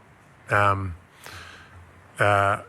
think we, back into the first quarter, were able to get some deeper entries, which allowed us to set our defence and allow us to. I thought we got on top with our pressure, finished off the quarter really well, and then it carried on to the second quarter. Yeah, our mids were really good in that second quarter, and I think it was off the back of some trademark efforts. I mentioned Andy's chase out of centre bounce, but Piercy had a big 50-50 ball on the outer wing. And we had some really good trademark physical efforts, which allowed us to get the game played where we want to. And I think, I think our forward line is really coming along to be able to, cash in on some of that field position. Justin Longmuir downstairs in the Fremantle rooms, in the media conference, I should say. Little question coming through from Marcus from South Melbourne that Justin was able to answer. How far away is Brennan Cox? Freo may need him if Pearce is injured. Well, we know he won't be coming straight back in from what the coach from Fremantle had to say, but he had managed minutes for Peel Thunder for the first time. So he played for his first game after coming back from injury this weekend on managed minutes. He'll need a couple more weeks to come back. But reserves, yes, wasn't it? Yeah, it was reserves. Reserves, so he'll play senior footy next week, I would have thought. Yeah, and then again probably with managed minutes. It was a pretty significant hamstring injury that he had, so he's still a couple of weeks away. Let's get the votes. We'll head back down in the rooms and hear from Damien Hardwick, the Gold Coast coach. Let's get the votes if we can in the ABC Footballer of the Year and the Christian Medal. Righto. So one vote today to Sean Darcy. We thought he was terrific. 17 contested of his 20, but 39 hit-outs and 12 clearances for Sean. So he was tremendous in giving theirs mid's first use. 2 to Andy Brayshaw. Thought he was terrific. His work rate, his ability to apply pressure, 10 score involvements. He'll get the 2. And Hayden Young will get the 3. With his 3 goals, 12 score involvements, and he had 24 times. So his mix between forward and mid was very good. So he'll get the 3. Let's just move them straight across for the Christian Medal. Hayden Young, Andrew Brayshaw, and Sean Darcy. Easy 3, 2, and 1. Couple of texts just before we depart. If Friends pretends to be in New York, why can't the AFL pretend to be the national football competition body, says Phil of Werribee, which I think we'll just take as a comment, but it's quite funny. Martin from Echuca here. Clint, for the younger listeners, which Victorian teams would have collapsed without the Eagles and Bears in the VFL? I'll give you one. It's really easy to just research this. There's a great documentary, by the way, which was done by the AFL and Fox Footy about the merger of Fitzroy and Brisbane. But if you watch that, they'll go through, and Ross Oakley talks about how close clubs were to folding, but one of those was Collingwood. So go and have a little look, Martin. You can find it if you simply just go and Google it. It's on the AFL website, or at least it was as well. And I love this one. This is great. And you don't send us your name, which is a terrible shame. Honestly, the 8th most supported Victorian club would be more supported than a proposed third WA team. You're a small state. Deal with it. When did we even talk about the third team here? None. Like, that's people firing up. I think there should be a third team, but honestly, that's just ridiculous. Thank you very much, Marin. I would make this, though. If you divide the Victorian population, there's a team every 590,000 people. Currently in WA, there's a team every 1.1 million people. And by 2032, there'll be a team for every 1.6 million people. So just do what you will with those figures. Well done to Tasmania coming in, but sure. Anyway, let's have a listen to someone who did change his tack really quickly after he became the Gold Coast Suns coach on the travel issue. Didn't like going to Docklands once upon a time. 7 games into his Gold Coast career, was quite forward in saying how much more difficult things are than he thought they were. I speak, of course, of the Suns coach, Damien Hardwick. Here's his presser. Your thoughts? That first half hurt a bit, didn't it? First half, it was about halfway through the first quarter to the start of the, I think 5 minutes into the third. They kicked 8 goals in that period. Clearances were 5-17. Get belted around the midfield. Their midfield gets on top of ours, and as a result, the game sort of slips away. So it was incredibly disappointing. We set ourselves for, a fierce contest through the middle of the ground, and we lowered our colours, which is disappointing. Did you see Justin Longmuir's comments during the week, revving up his midfield for possession, stacking and that? You must have seen that and gone, great. Well, that's the reality of the nature of the game, isn't it? It's always going to happen, and we were disappointed with our last game. We're disappointed with this one as well. So, we've got some things we've got to get better at, and a little bit of soul searching inside to get our contested game back to where we know it can. I thought that the last quarter we did, got the game looking a bit more Suns-like, but to give up those 8 goals in that period of manner and to get belted around the clearances like that was really disappointing. Kept yourselves in it though, didn't you? There was Collins down back and a few of the efforts, Ballard down back as well. You kept yourself at arm's length. Yeah, we did, and we just couldn't quite. There's some goals that we should have kicked that we just didn't quite get done. Look, in fairness, Freo missed some as well, and they played a good style of brand of footy that's very tough to play against, and they're very diligent in the way they go about it. So we just couldn't quite capitalise on some chances. Had a couple of blast kicks around the corner, which we knew when we spoke about that we didn't want to do, and unfortunately you only get a limited number of chances when you go inside 50. So we just butchered too many. What happened after half time? I think you got minus 16 contested at half time. It probably got worse just after beginning of the third before it got better. What were the charge? I think you finished in front. What was the difference? We just changed personnel. We changed our midfield mix. Will Graham I thought was outstanding, went in the middle and really stood up. Moved Flanders in through there as well, and they made a difference. And what we've got to do is keep rotating guys through there that can get the ball going our way, because at the moment we're probably a little bit inconsistent with that. So we've got to get better in that part of the game, and it's on me to coach our boys better, but it's also on us to respond as a footy club, I reckon.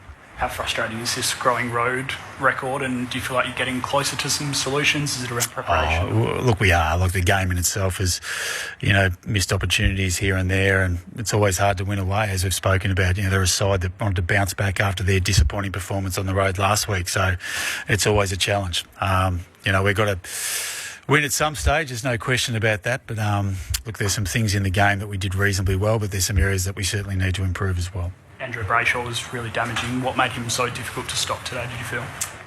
Oh, look, I think they're always difficult. Look, midfields are a little bit. I thought Sarong was probably the one. I think he had 17 up until the half, then we put Tuku in for a period of time, and they just kept popping forward. If it's not Sarong, it'll be Brayshaw. That's what good midfields do, and we just couldn't quite get the benefit of, one, nullifying that today, but two, on the offset, getting our guys to get involved also. So, we'll get some lessons out of it and we'll move forward.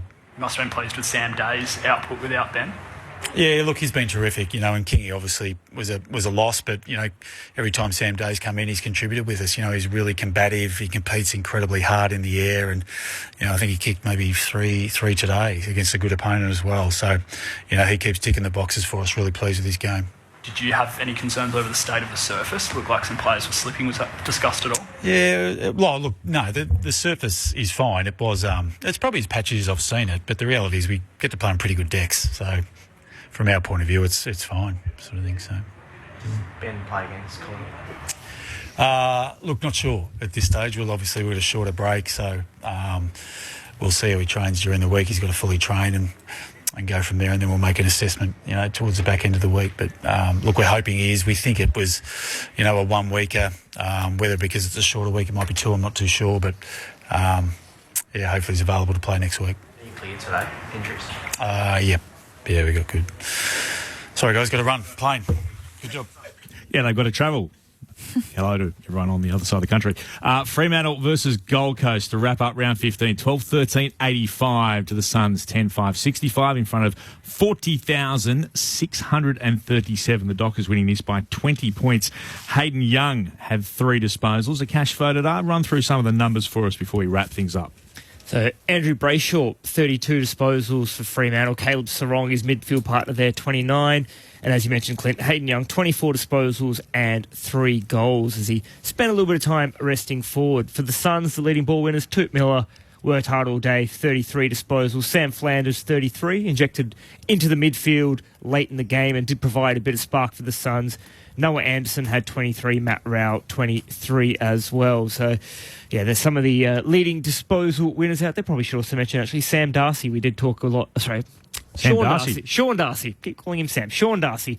We did mention that ruck battle with Jared Witts quite a bit throughout the call. He had 20 disposals, 139 hit-outs as well. So a good day for the big Fremantle ruckman. He can play. So too can Sam Darcy when he hopefully comes back very soon from his little issues. Brisbane versus Melbourne is our Friday night game to get things started up at the Gabba. That's where ABC Sports footy coverage will kick off next weekend. For these two clubs, we mentioned before, Sydney have got Fremantle at the SCG. So that's going to be an enormously tough challenge for the Dockers. They take on the ladder leaders and the outstanding Sydney Swans. And for the Gold Coast Suns, they've got the game afterwards. They're back at home with an intriguing clash with Collingwood rolling in to Carrara. So 12th place in Gold Coast versus 4th place in Collingwood. That's who they've got next weekend. The ladder, as we wrap up round 15, looks like this. Sydney on top of the ladder with 52 points. Everyone, by the way, thank goodness, has now played 14 games, which makes this a lot easier to go through. Carlton second, a long way behind on 40 points. Essendon have 38 in third. Collingwood on 36 in fourth. There's your top 4. In 5th place, Fremantle with 34 points. 6th, the Giants with 32. 7th, Geelong with 32. 8th, Port Adelaide with 32. Melbourne and 9th. They're out of the 8 on percentage. Port 101.0, Melbourne 100.4. It's close between them. And then Brisbane, 2 competition points further back in 10th. They're on 30 points. The Bulldogs on 28 points in 11th. Gold Coast with 28 points in 12th. Hawthorn also with 28 points in 13th. And then 2 games further back, the Saints with 20 points in 14th. Adelaide's 15th with 18 points. The Eagles 16th with 12 points, Richmond 17th with 8, and North Melbourne with just the 1 win last with 4 points. Thanks very much for your company, Cash. Outstanding to be with you today. Great debut. Well done to Shane Woden, to Cara Antonia, to Alexia Pesce. Debut for her downstairs as well with ABC Sport. Thanks to everyone, to Jesse back in the studio, and to Martin Roth. We'll do it all again next week in round 16. Here's how he saw the Dockers win over the Suns. Coaches gathers on the bounce through the centre circles. Handball's off now to a running Powell. Powell drives it deep inside forward 50. Day leading back towards the goal square, and he takes the mark. Sam Day for the first goal of the afternoon. Comes in the right forward pocket, and he makes no mistake. The Suns are on the board. Zukowski onto Johnson. Runs through 50. Tries to beat the Hewlin tackle. He can't stick it. Johnson still has time to make a decision, and his left foot pass is a good one where he finds Caleb Sarong. Sarong to make it 4 in a row for the Dockers. It's a strategy like straight through the middle from Caleb Sarong. Switkowski will put it towards the teeth of goal off right from everywhere. Tracy! Oh my goodness! Rising high from the back of the pack. The big kahuna with a big mark.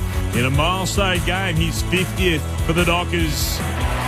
He kicks their second, and he puts Fremantle in front, Tracy.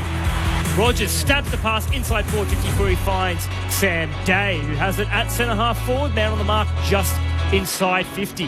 Day will put boot to ball from just outside 50, but more or less directly in front.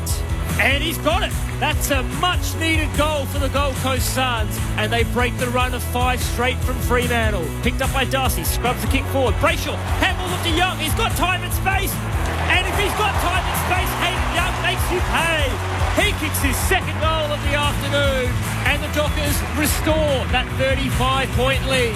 Miller inside 50. Backing back is Swallow. And he takes a good, strong mark. Going for his second goal. Reduce the margin to just 20 points. In he comes, and he kicks it. Swallow has 2. The Suns have the first 2 of the final turn. Brayshaw, he was tackled, spilled out again to Miller. Got it to Lukosius. Now it's with Ellis. Ellis snaps, and snaps truly. Oh, my goodness. He's absolutely thrilled. He's come on as the sub, and he's made sure that this game will go right to the wire. We've just gone into time on. Ellis's goal brings the Gold Coast Suns to within 15 points. Sharp gathered, slipped over, handed off to Sarong, kicks the Dockers inside forward 50. O'Meara marks. This will just about end his former side's chances. He comes in. O'Meara kicks towards goal. It's got the distance. It's got the accuracy. A moment of sheer delight. And a Jaeger bomb might just get Fremantle home. They'll just chew up the remaining time here, Freo. And the siren sounds. After a week in which the coach gave them a bit of a public spray, the Dockers bounced back from last week's mauling to beat the Gold Coast Suns by 20 points at Perth Stadium. The Men's T20 Cricket World Cup. Zampa again, he tries the reverse in the air caught. Live from the USA and West Indies. Maxwell, who backs away and slams it for 6. Catch all the action on the ABC Listen app.